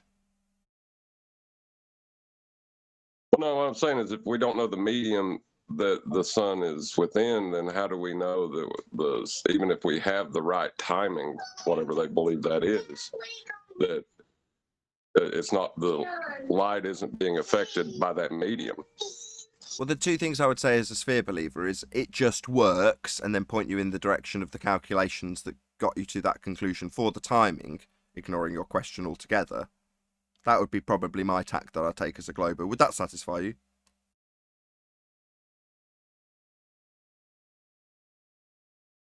Yeah. Not anymore. No. Yeah, and I could say, yeah, because, John, the wheel works. We know the wheel works. So if it works, something works. Just move on. Well, I don't know how a radar gun works, but like the police, when you're driving your car, the police can determine your distance with the radar gun and your speed. So isn't there like a big radar gun they can use to like bounce? Like, because if we're in a container, it has to be solid. Can't they bounce the Can't radar you off get the a container? special paint to put on your car that stops the radar rebounding? It's like a black paint, I think, isn't it? That you can put on. Yeah, there is that. Well, but couldn't you potentially find the distance to the container? We're moving out. We're moving away from John's question, and I want to get back onto it. Right? He's saying if you don't know the medium, how are you supposed to do? He said echolocation, but if you don't know what it's traversing, how are you supposed to do the measurement? That's his overriding question, right? I segued away, and you've dutifully all followed suit, which isn't exactly where I was hoping that would go. I was just making a point. So, well, the medium, if you start discussing that, John, the father of a stolen child, John, is a natural law violation in the first instance. So they claim to be measuring a burning ball of gas in a sky vacuum. So you're saying, well, we don't know what that second law of thermodynamics violation sky vacuum actually is. Yeah, that's correct. But they ultimately assume it's a second law of thermodynamics sky vacuum. So they claim that they do know.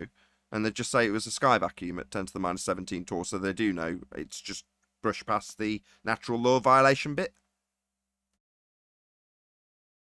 Right, but that makes the whole claim faulty that you can get anything from the timings, is what I'm saying. Yeah. Did you not hear me say brush past the second law of thermodynamics violation that ultimately destroys the entire claim? I as a globe believer, or anti-flat earther, let's get that right also, will brush past the second law of thermodynamics violation claim that you're measuring lights that are burning ball of gases in a sky vacuum in violation of natural law, and just say we know it's a sky vacuum. Brush past it. What's wrong with that? You guys just made up natural laws. No such thing. They don't apply to Earth. Exactly, chocolate. Second law of thermodynamics does not apply to the Earth. And by Earth, I mean heliocentric model, I'm assuming that stands in violation of natural law, therefore it doesn't apply to the model that I'm going to call Earth. And just not mention that when I say Earth, I mean the reified model that is heliocentric. I just won't mention that. I'm sorry, I didn't know we were being silly. My bad.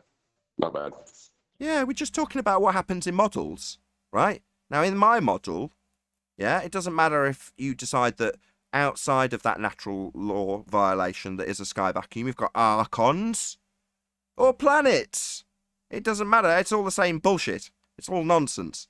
Because the area they're claiming all these lights in the sky that they're bouncing stuff off, measuring, travelling to, whatever it is they're claiming about them, they haven't got a clue.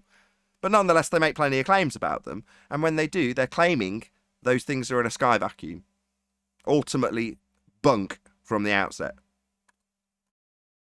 But for us flat earthers, we should be able to bounce a signal off the top of the container and figure that out, shouldn't we? Maybe. Have you tried? I'd like to. That'd be awesome. Good. These are the things that excite me the most. Yeah, a proactive person that wants to actually know what's what. Yeah, man. That's why it's wonderful. Which is better, saying, oh, we already know it's a sky vacuum in violation of natural law, let's move on with our day, or going, I wonder what it actually is. I wonder how I could find out. I might be the one to do so. Isn't that amazing? I think so. The Globers find it more accelerating or accelerating to sit around and watch or listen to Neil Smoking the Grass Tyson talk about magical boundaries and magical speeds and shit like that. That's way more exciting than actually trying to figure it out for yourself, if you could. Or watch cock rockets go up into the sky and just imagine that they're travelling into a second law of thermodynamics violation, and because you've seen a giant penis travel upwards, that means the sky is a vacuum. It's that sort of non sequitur they can cling on to also. Yeah. By the way, what was the number on that magical speed again? He never gave one. It's just magical. I was going to say, you don't assign a speed to magic. You ever seen, is it The Illusionist or is it The Prestige? I forget which. They show how the cage with a bird in it is actually part of a collapsible table. Prestige, yeah. Prestige. So he pushes on the cage and it basically kills the bird but forces it into the table. Now, meanwhile, he's got a second bird, right?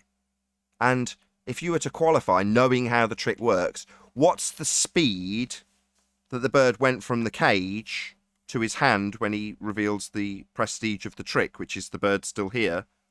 How fast did it go? How fast did the bird go from the cage to his hand? It's magic, right? It's nonsensical to give it a speed. Likewise, in the heliocentric world of bullshit and magic, you don't actually give it a speed. That's why he used the word magic. Their magic speed is 666. It's an often occurring number in their model. I will give you that. All right, it's just that the word speed naturally invokes a number, right? But I guess the magical negates that. Yeah. You know, qualification for magic isn't required if you're in a heliocentric model. What causes it? Well, magic. It's like in The Simpsons when they're talking to Xena and the geeks are in the audience asking her about plot holes. And she's like, magic elf did it. Oh, right, okay. That fixes that plot hole. Excellent, very pleased. What's that? Magic speed? Oh, okay. That's how it happened. Okay, great. Works a charm. Yeah. Any more for any more? I almost had something with the magic speed and the baseball bat. Look, your criminal history is none of our business. Any more for any more? I'm speaking with Rachie recently. Slight change of topic, because she had some videos that are coming out. She brought out a video about how the moon, the phases of the moon, can't work for an observer on a globe. And she brought out a lot of videos, short videos recently. Other ones about Einstein and that. She's really pulling that apart. And the ballers, all they were coming back to her with was, the moon has to be far enough away, and this diagram, and she was using an official diagram, that's not shown at the scale, and it's all different when the scale is different, and it all works, this kind of nonsense. They got nothing, right? She was just pointing out some obvious problems with their moon phase thing. And I can probably say this here because I think she may be making another video about this, so I hope I'm not leaving the cat out of the bag here or anything. But I was speaking to her saying that the moon, right, a new moon, right, should be a black disk in the sky, right? Now, I think we've discussed some of this before as well, but it's not. It just completely disappears. And it's a big problem for there. And she was like, I never thought of that, she said. And it just disappears completely out of the sky. Right? It's just not there. There's not. Yeah, we were talking about that years ago. Like, Yeah. where the hell is this big rock? It Yeah. just disappears out of the sky for 3 days. Yeah. Yeah, it should be gone. Like there should be just a black disc in the sky. Like basically a black disc thing or black circular thing, blocking things. And she had never thought of that. It's just something that I thought she never had about it. And she was like, that makes total sense. And I sent a video in Master Beta War, and it's a flat earther showing how basically it was showing an eclipse, solar eclipse, doing a demonstration of one, and about how the sun and moon would have to be of equal size for it to work as it does. But what he does show is he shows a video of the actual solar eclipse. Now, when there is a solar eclipse, you don't get to see the direct sunlight. So on the side of the moon, from your observer side of the moon, there was no sunlight on that moon. Yet that moon is blocking the sun. So you're seeing a black disk that's blocking the lights behind it, the big light, the sun, right? So at new moon, why don't we see that? Why aren't we seeing this black disk that we're seeing in these eclipses at new moon blocking all these stars throughout the night? This got debated about a month ago, and the guy that we were debating with said, I'm not saying you cannot see it, therefore it's not a positive claim. So in other words, he's claiming that you can see 0.8% of the moon at new moon. Now that 0.8% cannot be seen. Nobody can show it you. But obviously in the heliocentric model, it requires to still be there. It's a physical rock in the sky vacuum. But it doesn't appear. We can't see it, even though you should see 0.8% of it that you cannot see and cannot photograph and isn't blocking anything in the sky. So big shout out to Rachie00000 if you want to look up her channel name.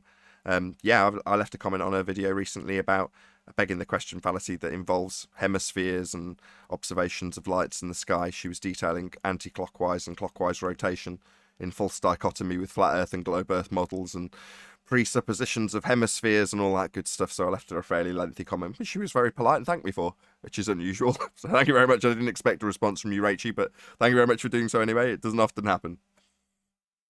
I have a question. It's a little off topic. If you guys got time. As long as it's I about... just want to say one last thing on this before that. Thing. Yeah. If you let Brian just summarise his point, and then we'll move over to whatever you're talking about. As long as it's not about man milk. Go ahead, Brian. Okay. Do we see 0.08% of the sun, of the moon, when, like, their claim is that what causes new moon is that there is no direct sunlight on it because the globe Earth is in the way. Now, there's no direct sunlight on the moon during a total solar eclipse because all the light has been blocked by the other side of the moon in their heliocentric model. Well, that's what's happening. But from a heliocentric point of view, it's the same exact thing as happening to the moon when it's at new moon in their model, because the globe Earth is blocking the light from the sun. So if we can see a black disk in the sky at a total solar eclipse, then we should see this black disk within their model. That black disk should be there at the end of every month. Correct. But there's nothing there. Exactly. We should see that effect. If they're claiming it's a reflected light from the sun, well, then the absence of which would leave us with an absence of light in that sky position, because it's a great big vast thing blocking all light. Well, you'd still see it once it disappeared if it was what they claim to be, which is a rock in the sky, reflecting light, specular reflections that aren't possible. Nevertheless, who is it from Discord? Just before I do, sorry, was there anything else, Brian?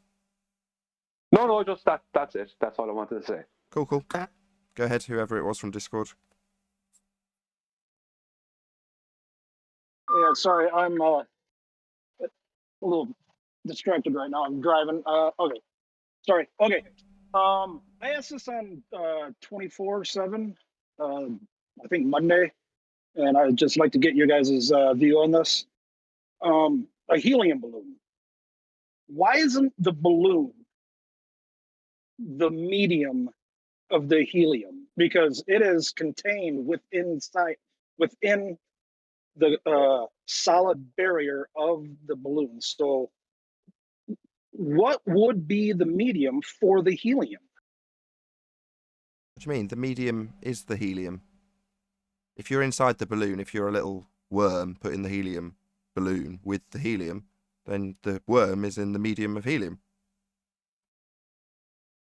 Okay, so why would that make the balloon go up? Because the balloon is within the medium of the air, and the balloon is more dense than the air. The helium is contained within inside that physical barrier. So how is it affecting the medium outside the balloon?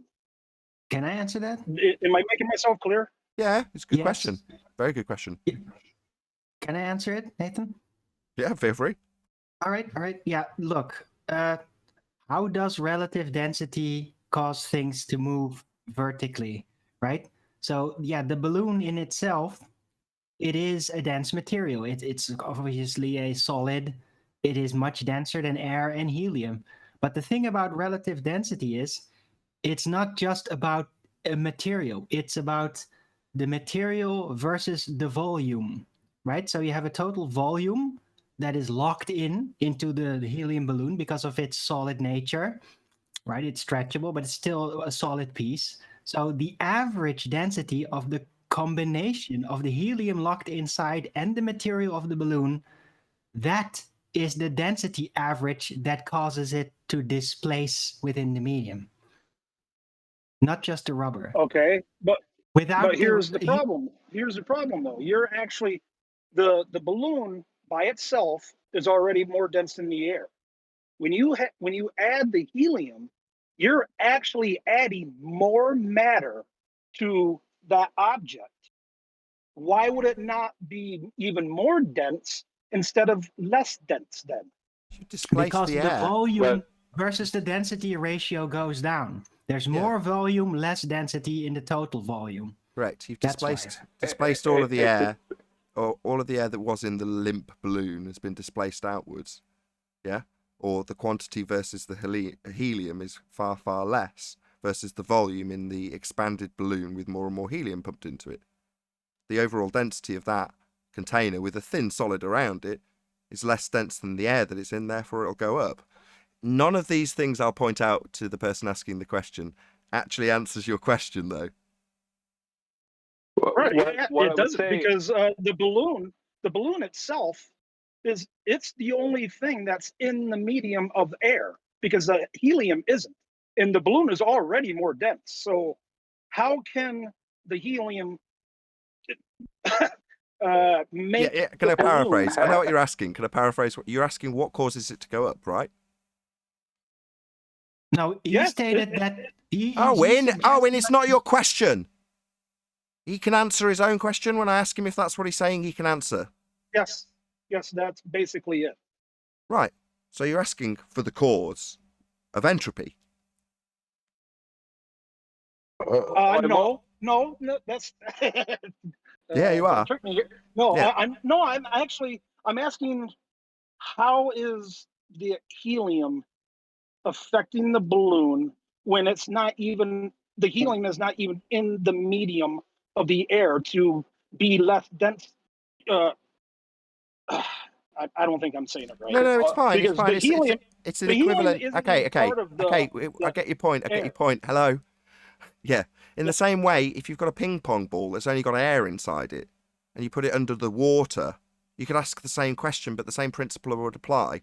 Even though you've got a solid, well, surely the solid's going to be more dense than sink in the water, right? It's a ping pong ball. It's made of solid.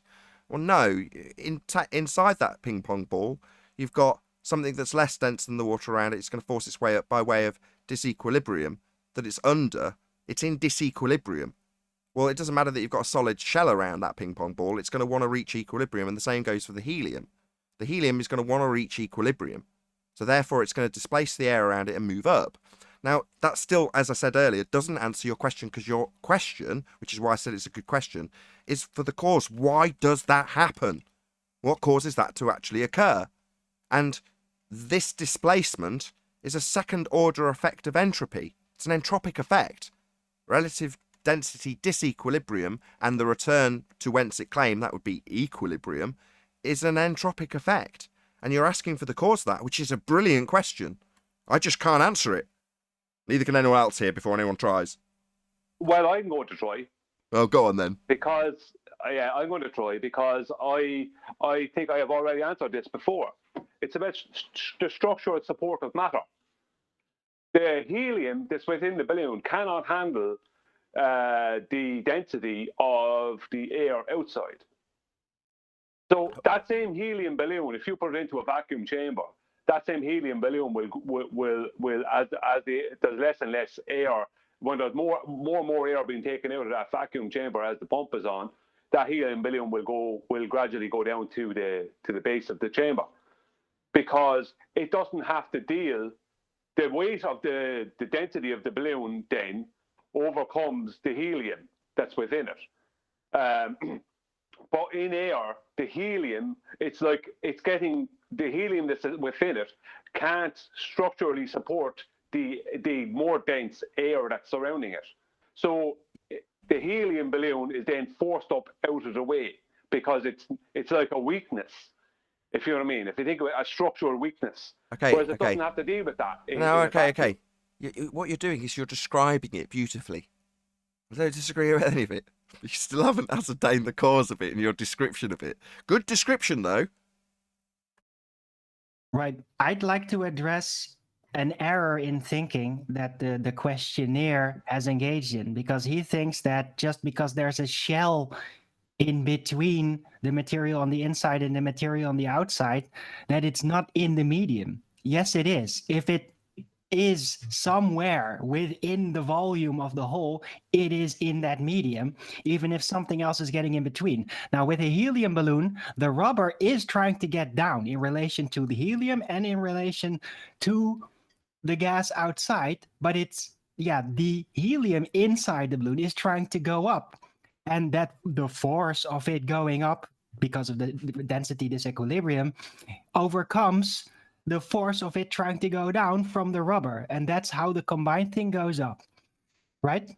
So every material within the medium is doing something. You cannot exclude anything from being in the medium. That never happens. Again, Arwin, excellent quantitative description of what's occurring, and I commend you. You could expand on it by describing that the greater quantity of helium in a more dense layer, the film that you could have instead of a balloon, could be lead. It's been done by the guys at Mythbusters. You know, take something very, very dense, make it very thin, but it's still got a very high density, and with enough helium, you can still get the helium to proportionally overcome the density of the solid that's surrounding it to keep it in disequilibrium from the air it's in as a medium. All of which is merely just a quantitative description of what's occurring. It still doesn't explain the cause. Okay, now, I understand what you're saying, and I agree with you 100%. I'm just confused as to, I don't know if I'm going to say this right. Again, the helium, it seeks equilibrium, but when it's inside the balloon, there's nothing it has to fight against, like disequilibrium, because it's contained by itself within something. So why is it not already in equilibrium? It doesn't have to fight against the air to seek equilibrium. Because the balloon... So what's making it want to go up? The disequilibrium of the helium itself isn't proportionally enough with the helium balloon's container, the container isn't enough to overcome the helium inside it wanting to become or go up in that direction relative to its density. Again, no matter how many times I try and answer this for you, I'm never going to have within my description of just what's happening. That is what occurs. Helium is less dense and does want to displace whatever it's got below it if it's going to move in that vector. That's what will occur. Now, unless you can overcome that with something more dense, I put it in a wooden box that's completely sealed up with, I don't know, silicon. Unless you can do that and have something that's dense enough to stop it wanting to displace the air around it, even with a container, it will always want to do that. Why does it do that? Why is helium less dense? Why, when low, does it want to find equilibrium up high relative to my vantage point when I watch it do it? I can't give you the answer to that. Nathan, I think we're arguing at different questions. To be Go on, honest. Adam. Nathan, let me ask you a question. Go on, Ted. You first. Go ahead, Ted. Okay. All right. Can we look at it from a different viewpoint? Okay. We've all seen the oil tanker container on a railroad track where they take a small vacuum and suck all the air out of the oil tanker, a sealed thing. And then it just collapses on itself from the outside pressure. And can we bring some sense to it by showing the opposite, what happens when you take all the air out? I was going to even suggest the submarine. Yeah, do it. That's a good one. Ballast tanks. Good. I don't want to say steal your thunder. Yeah. You do it. Well, yeah. Well, I mean, a submarine has a crush depth. So a submarine has to if a submarine goes too far down, it won't be able to come back up. It will get crushed. And that's what's happening with the helium balloon. The helium inside the balloon, it won't be able to sustain it won't be able to constantly sustain the density and pressure around it of the air. That's why eventually the helium, if you tie a helium balloon to something and leave it in your kitchen or your bedroom, that helium will come out because it has the balloon under pressure. But it is the structure that's keeping the balloon in the shape it's in. So that balloon is all tight and pushed out the way due to the helium balloon. But eventually that balloon will collapse if that helium balloon stays. Yeah. I was going to say, it's about how much pressure it's under. That's not where I thought you were going to go. To expand on what Brian's saying and hopefully put it into, not to be rude, a more digestible example. If you go up to a very, very high altitude, so you're at the top of Everest and you've just happened to have a helium canister and you fill a balloon with a tiny bit of helium. Yeah? Now, for my example, because I'm going to push it to extremes, that small amount of helium will fill the balloon because there's a lower pressure up high. Now, if you then tie that balloon to your backpack and walk all the way down to the bottom of the mountain, where there's much higher pressure, you'll find that the balloon is far more limp when you get to the bottom because it's under a higher pressure. Now, the fact that the balloon, when it's down low, wants to make its way back up to where it was because it's in a greater sense of equilibrium, for want of better words, is easy to explain when you show that it's being more crushed as you go down with less helium in it. Yeah? So in other words, down low, you've got to put a lot more helium in to blow the balloon up and overcome the pressure that it's already experiencing on the outside of the balloon because you've got a far lower density in the amount. When you start up high, you'll see the effect actually transpose before your eyes when you go down to a lower pressure. Hopefully that's a bit more digestible. Right, and also the density of the balloon itself is going to stay the same, right? So only the gas situation is altered. No. The density, as the pressure, there'll be a slight change there. But just to address the point. I think what's been the initial question. We're describing pressure effects and variances, but I don't think that's what was being asked. I think we've got the weight of the balloon, and we've got helium separate, and you're struggling to, I think, take out the fact that once we put the helium into the balloon and it's in containment, the helium kind of becomes irrelevant. Its only function when we're looking at it then is that it's the thing that's creating the volume that they're then gonna use, right, to discuss why there is a displacement effect, because it's that volume and the amount of the weight of the air within it, the mass of the air, and that comparison to the atmospheric air, your medium. That's it. You ignore the helium inside at this point because it's not doing anything. It's contained. It's got nothing to do with anything other than within this system, as they've talked about blowing up balloons, it's increased the volume. That increase in the volume reduces the overall density of the containment. So instead of having a balloon, say with a relative density of 5, and it's in the air that's got a 1, because you've increased its volume with the helium, now it's got an overall relative density, the balloon, because it's been stretched by the helium inside, of a half. So it's going to want to displace, and because it's of a lower density, it's going to want to go up. Does that answer your question? Saying I said a no. as an overall object, the balloon and its density relative to the air, when you pump helium in, lowers the overall density of the balloon itself relative to the air. If you look at that, the balloon in the system, the fact that the thing pumped into it is helium is irrelevant. It's merely the fact that that thing, the balloon, is now a half compared to 1, therefore it's going to want to go up from your vantage point. Well, the balloon without the helium takes up a lot less volume. But once you put in the helium, then there is a bigger volume creating, which it's not just the density of the air around it, but it's the pressure as well.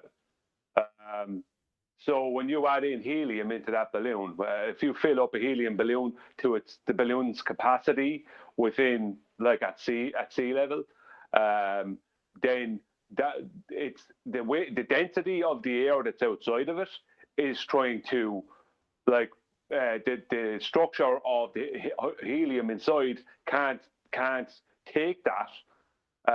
But you could call it, I don't know if it could call it weight, but then there's the pressure element as well. As you said, Nathan, when you part fill a helium balloon up high, it'll fill the whole balloon. When you walk down to the bottom of the mountain, that balloon will be crumpled up. So the bigger the volume that you're creating, the more the displacement of the more dense gas that's happening. Yeah, I just want to add to that. I don't like the word structure. In terms of what's going off, at ground level, we've got more collisions on the outside of the balloon. So to get the balloon to inflate, we've got to put more molecules in, more helium, to get it to inflate to the same level. When we're higher up, there's less external collisions squashing the balloon, so we don't need as much. Or if we've got the same amount and we've took it up, the balloon will expand because the relative differential between down collisions crushing and collisions pushing out changes. And that's why the balloon it's collision based. And that's not involving temperature, right? That we're just talking about pressure at this point, right? Yeah. Temperature will vary that. Yeah, we're just talking about pressure. So you increase the pressure on the helium balloon on the inside and it's got more pressure, but then we've got the pressure of the gas on the outside. So why does the pressure of the helium want to overcome the pressure of the outside pressure on the balloon that's crushing it in? Well, because it's less dense. Yeah, but why does it then do that? Because it's less dense. Well, we don't know. Well, no, Right. that's No. actually not my question. My question is, how does it even know that it's okay? I'm not. Because it's clairvoyant. It's separated from the air that it's less dense than. So why does it have to even seek equilibrium? Because it's not even part of the air. It's separated from it. No, but the balloon isn't. Am I making... But the balloon isn't. So the balloon is the thing that's going to be displacing. You're looking at it as though, well, the helium's now separated from it. Well, it's like, well, yeah, but your system is the balloon itself, and the balloon, when filled with helium, becomes less dense than the air, and therefore wants to displace upwards. The balloon, that was Adam's point that he was trying to clarify it. So you don't just look at it as, well, if I separate helium off from other things, it suddenly doesn't interact with that. Well, no, suddenly the thing that it's in will, as a complete system, you've got balloon and air reacting with each other. The fact that it's contained with helium at that point is irrelevant because the balloon's going to react based purely on how dense it is compared to the medium it's in. And if it's filled with helium and therefore less dense, it's going to want to move away from where it's being squashed downwards and try and make its way up in the same way as a ping pong ball will do the same in a bath if you force it down. But that's why I stated the term structural support of matter. I mean, gas is still matter. So if you have a children's bouncy castle, when you're bouncing on that bouncy castle, let's just say at a children's birthday party, all the kids are jumping on the bouncy castle. Like that, what's supporting them is not the material, but the gas that's inside. No, No, that's wrong. I let you off the hook. Adam, I would have to completely disagree with you on that. No. Adam pulled you up on it. I let you off the hook the first time and didn't address you on this. When you say structural support and you're talking about gas, in order for the pressure to provide structural support, you've got to have a membrane. In your bouncy castle example or the balloon example, the membrane is something that you can then press upon to then experience the increased velocity or the increased number of particle collisions on that membrane. But to have you not go straight through the helium with your hand, you've got to have a membrane. So in turn, you've got pressure imparting a force onto the membrane, and that is enough of a force for the membrane to support a greater weight. But ultimately speaking, when you say structural support and you're talking about unbonded gas, it makes no sense. Well, I have to disagree with you there. And why I'd say that is I can even use the example of the helium balloon within the vacuum chamber. Why does the helium balloon go down in the vacuum chamber? Because it doesn't have to deal with the structure of the gas surrounding the balloon. There's no structure. There's no structure. There's just not molecules hitting it anymore. There's no structure. They're just individual molecules. At no point do they form a structure. Yeah, but it's an overall structure, Adam. No. No, but all of that has nothing to do with relative density. It is. The sand It's all becomes about concrete. volumetric density. It doesn't matter whether it's a vacuum or really filled up or whatever it is. The only thing that matters is the density of the object and the density of the medium, whatever it is. Yeah, that's correct. That's But what hold on, Brian. But this is where I can make this statement and have it be accurate, because we don't know the cause. This is just semantics. How we verbalize the description and how well we agree on the semantics of our meaning for the term, in this case, structure, is up for debate. It's up for discussion. It's up for the Socratic method to be applied. But it doesn't get us any closer to cause. We might be more eloquent in our descriptions and concise in our descriptions and do away with bad words that we don't think are useful when making our description. But again, it doesn't get us any closer to the cause. Now, the guy saying, oh, I'm not asking for cause, I'm just trying to clarify how something with a structure, a membrane, isn't then separating off a gas from the entire system. Well, no, that isn't how it works. The balloon just becomes the thing in the system then. Right, there's two things involved in the balloon dynamics. That's a pressure on the inside and the pressure on the outside. They're always pressing, right? Whether it's filled up with anything or nothing, there's pressure on the inside and there's pressure on the outside. And that just always happens. Because it's Willie, there's flexible. three things, Arwen. Don't forget earlier you said the balloon. The balloon, it does have a relationship with what's happening and the rubber and the weight and all that. The gas would act a little bit differently if it was not in the balloon. But it still would move in all directions. In fact.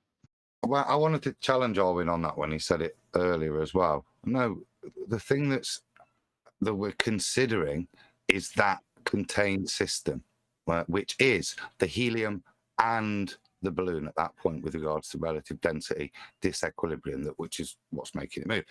That's what we're considering. We don't consider the rubber separately. The air around it isn't going, it's not making considerations. It's overall relative density that's making that, and that is combined of the two things together. They don't play a separate component within that analysis of that system. Right, it's the balloon and its relative density versus the air and its relative density, not the balloon with helium in it versus the air. It's just the balloon and its density. I would have to disagree that talking about it as structure does not get us closer to the cause. I think it does. Because Adam said I was incorrect when I gave the example of a helium balloon within a vacuum chamber. And he said, no, there's just no air atoms or air molecules bouncing off of the outside of the balloon. But that's my point. The point is, it doesn't have to displace because it doesn't have to. There's nothing around it that is causing it to not be able to support the structure. Yeah, you guys are saying the same thing. They just don't like the word structure. Yeah, I know, but define the word structure. Because of the nature of gas, which per definition has no structure. That's the point. Hold on. Hello. Let Brian get to the end of his statement. He's addressing this to Adam anyway. And then can I address it? Yes, definitely. Yes. Yeah, the point I'm making is that the air that would normally be around the helium balloon is not there. So it doesn't have to support that density of gas and pressure. So it doesn't need to go up because there's no reason for it to have to do that. It doesn't need to be displaced because there's no reason for it. There's no structural reason for it to have to do that. Whereas when the medium of air is there, there is a reason because the helium will not be able to consistently keep the balloon inflated with that density of air around it. It won't be able to do that. It won't be able to handle it. It won't have the structural support for that air. So you started that by saying, I'm bringing it back to this by saying, I think we do it because it could give us more understanding. And I think if you consider these things with regards to, instead of like a liquid or a solid where we do have internal lattice structures, which would offer support, if you add that extra detail about gas behavior and consider it as what it is, which is collisions, then you've got that extra detail. But it does take away using the word structure because the inherent behavior of the gas particle means there is no structure. That's not to say it doesn't provide support, but there's no structural support because there's no structure there to provide that. Exactly. Yes, I agree with that. Yeah, but what is concrete made up of? Only singular grains of sand. No. No. Think about it. What is concrete made up of? That's what concrete is made up of. You know what Very concrete, why it is the way it is? Oh, hold on, Very condensed. Concrete is made up of very condensed, small pieces. Respectfully, Mr. Baller, we've gone from the point to you using a concrete analogy. I'm just but I'm speaking about structure. I mean, I'm talking about structure. Like if I bounce on a bouncy castle, what is it? What's making me bounce? Right. So what's the making structural you support of the membrane. Owen, it's the third time. Owen, Brian's talking to Adam, and you're getting in between them every time. Okay, so the structural support, the thing, let's think about it. If I got an elephant and I started bouncing on it, what's adding support to that structure? The only structural support is the bouncy castle. If anything, the air inside is adding resistance, but what that does is actually add increased pressure when you apply additional pressure. So it's actually weakening itself, isn't it? Because you compress, therefore you increase the pressure. So the effect of the gas inside is the thing. It's not the elephant when it lands on it that makes the bouncy castle burst. It's the gas inside being forced into even more pressure. Yeah. Because of that, yeah. So there's no structural support from it. It's just the effect of containment. Well, I would have to disagree with that because the elephant could lie on the bouncy castle and the bouncy castle might stay intact. It depends on the membrane. Depends on what the membrane is made of. Yeah, but we're talking about the gas. So without the bouncy castle, the elephant, what can it do with the gas that was there? Yeah. It requires containment, and then we're no longer discussing gas behavior with regards to support of that elephant. It's got nothing to do with it. We're talking about the effects of gas pressure and it being contained and how much tolerance there is within the container, and you have to take into account the amount of pressure and the force you apply to that container. Yeah, but what I'm missing is that you're viewing, yes, gas, right, as a description, right, in the molecular model is a lot of tiny, tiny individual entities, right? But under pressure, they create structure. Under great pressure, they turn into a semi-fluid where because they've got no intermolecular spaces, but not under that. I'm not talking about that. I'm not talking about that.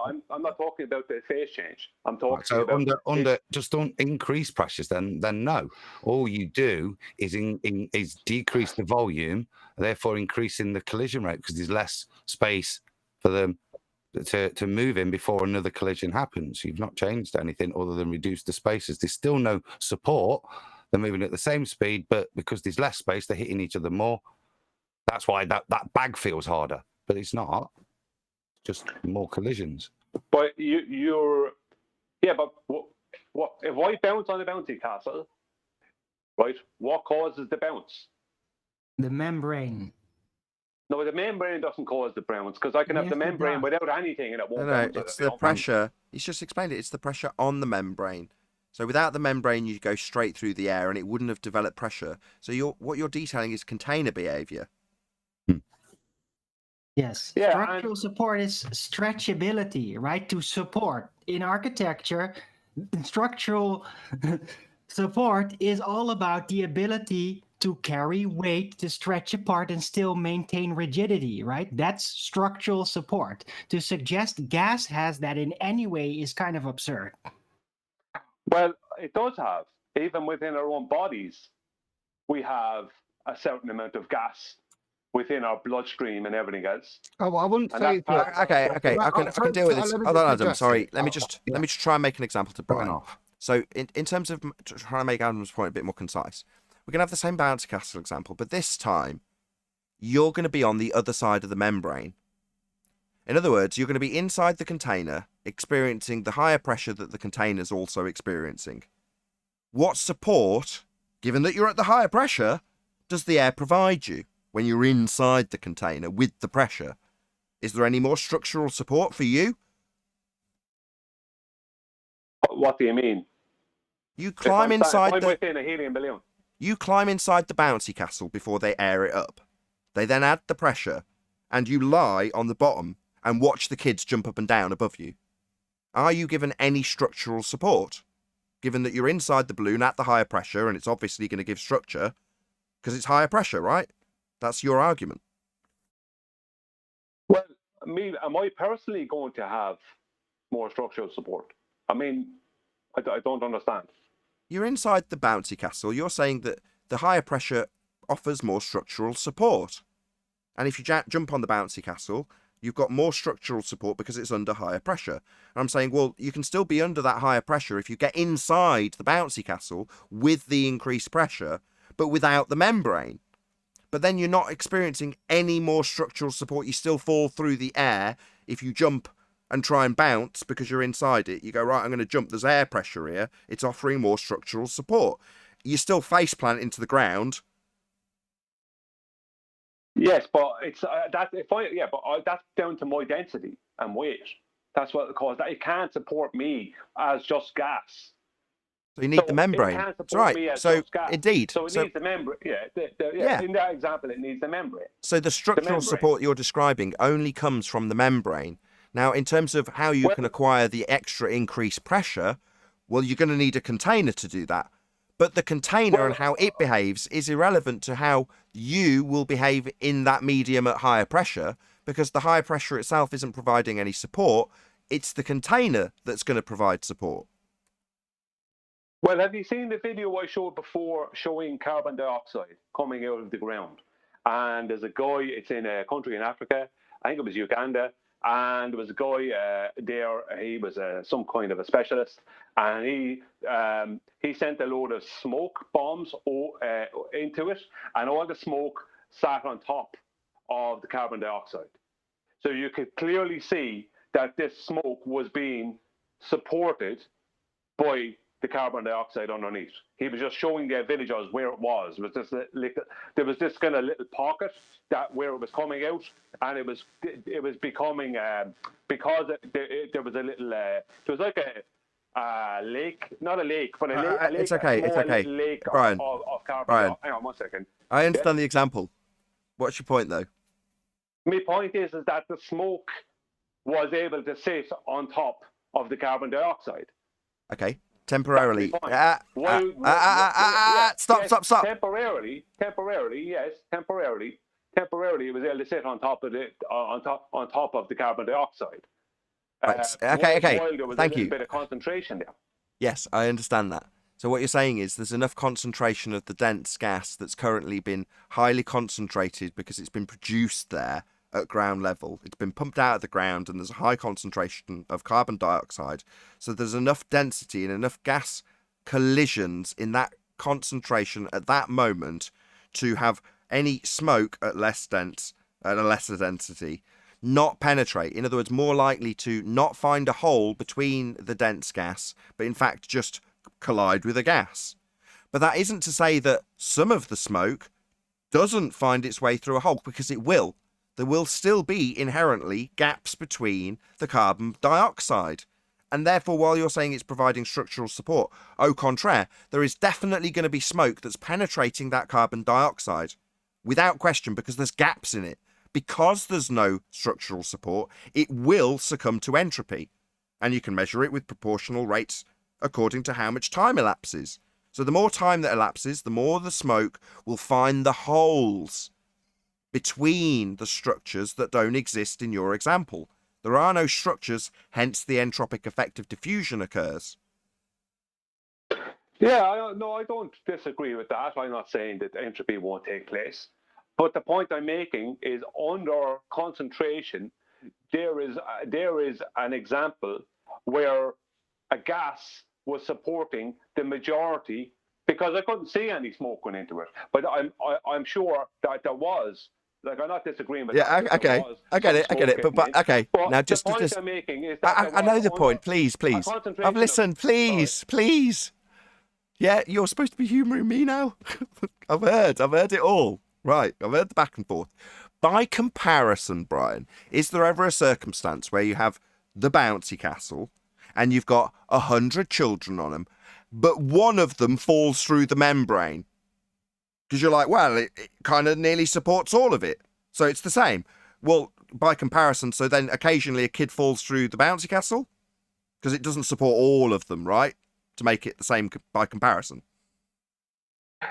No, but I understand what you're saying. That there is, because the smoke particulates and because of the atoms, as it's described, of carbon dioxide, because they are singular entities, that when there is anywhere for one of those smoke particulates to go, it'll go there.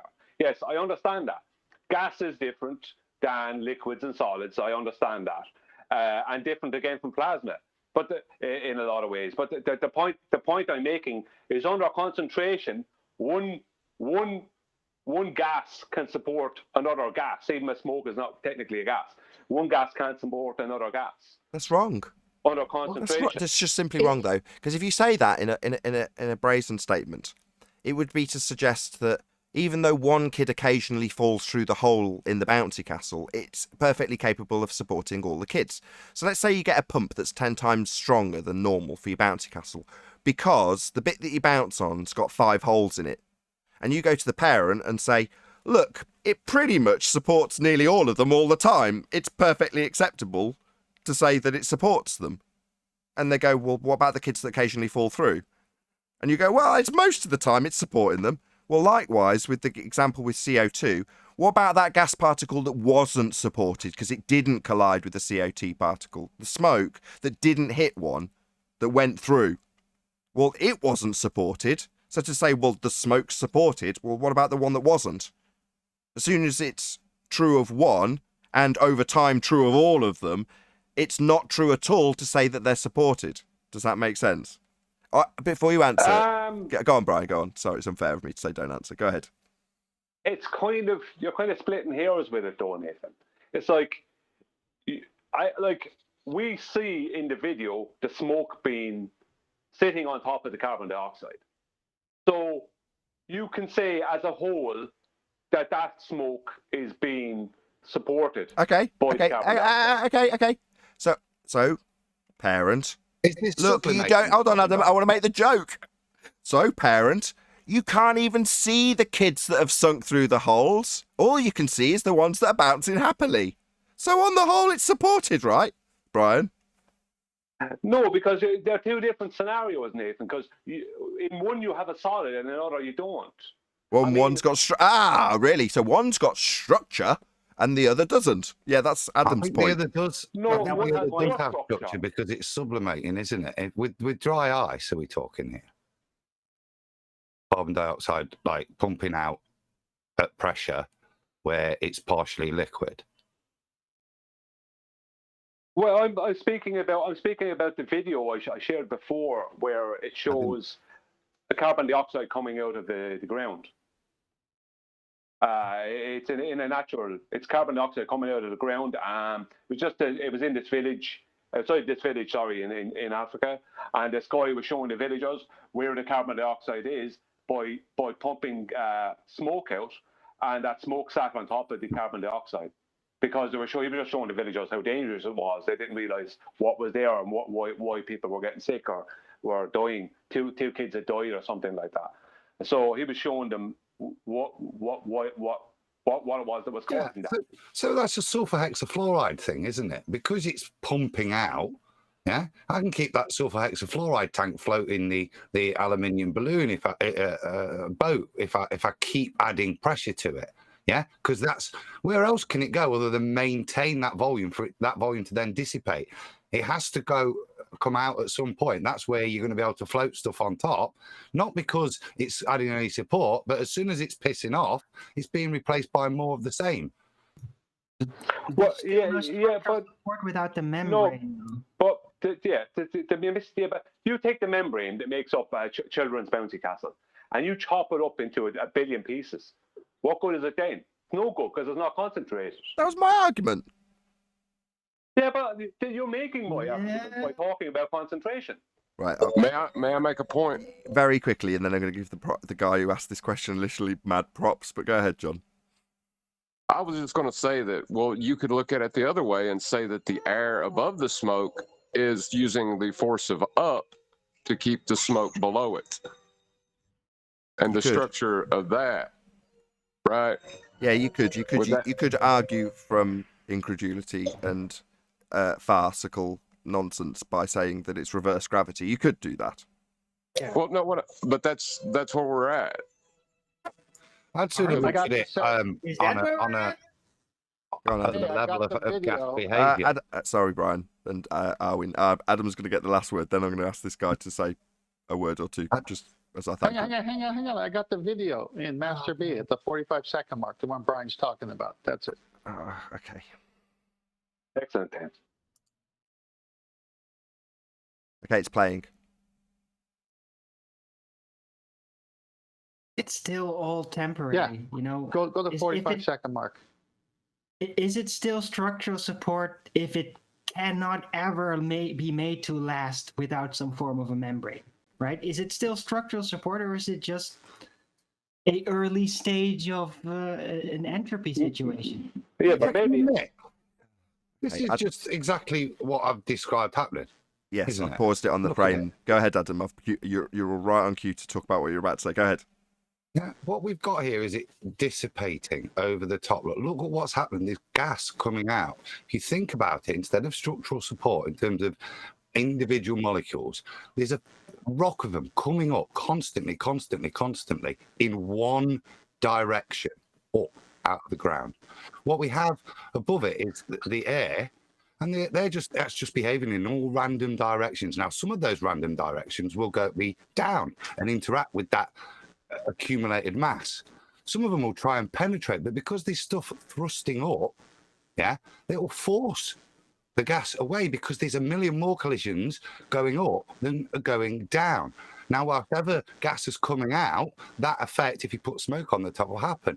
But look, when you get away from the area of concentration where the production is, how the gas and the CO2 interact. Pretty soon, by the edge of the circle where all people are standing, the safe area, the gas has dissipated. Exactly, an entropic effect. Who was the guy who brought this subject up in the first place? Because it was a cracking question. It's me, Scrat. I just wanted to give you props. Excellent question. I'm sorry. What do you mean props? Saying good job. Excellent question. Oh, Thank you okay, for asking it. It was excellent. And it's also my note. Now I've got acknowledgement from you to say a huge, massive, enormous thank you to both Discord and G+ panels for making today's after show possible. And of course, a massive thank you to all of you in either Nathan Oakley 1980 or Nathan Oakley premiering streams for hopefully smashing the super chat, liking, commenting, sharing, subscribing, and all that good stuff. Also, below this video, you can get £50 for swapping your UK electricity supplier to Octopus Energy. I've been Nathan Oakley, and I'll see you all in the next video.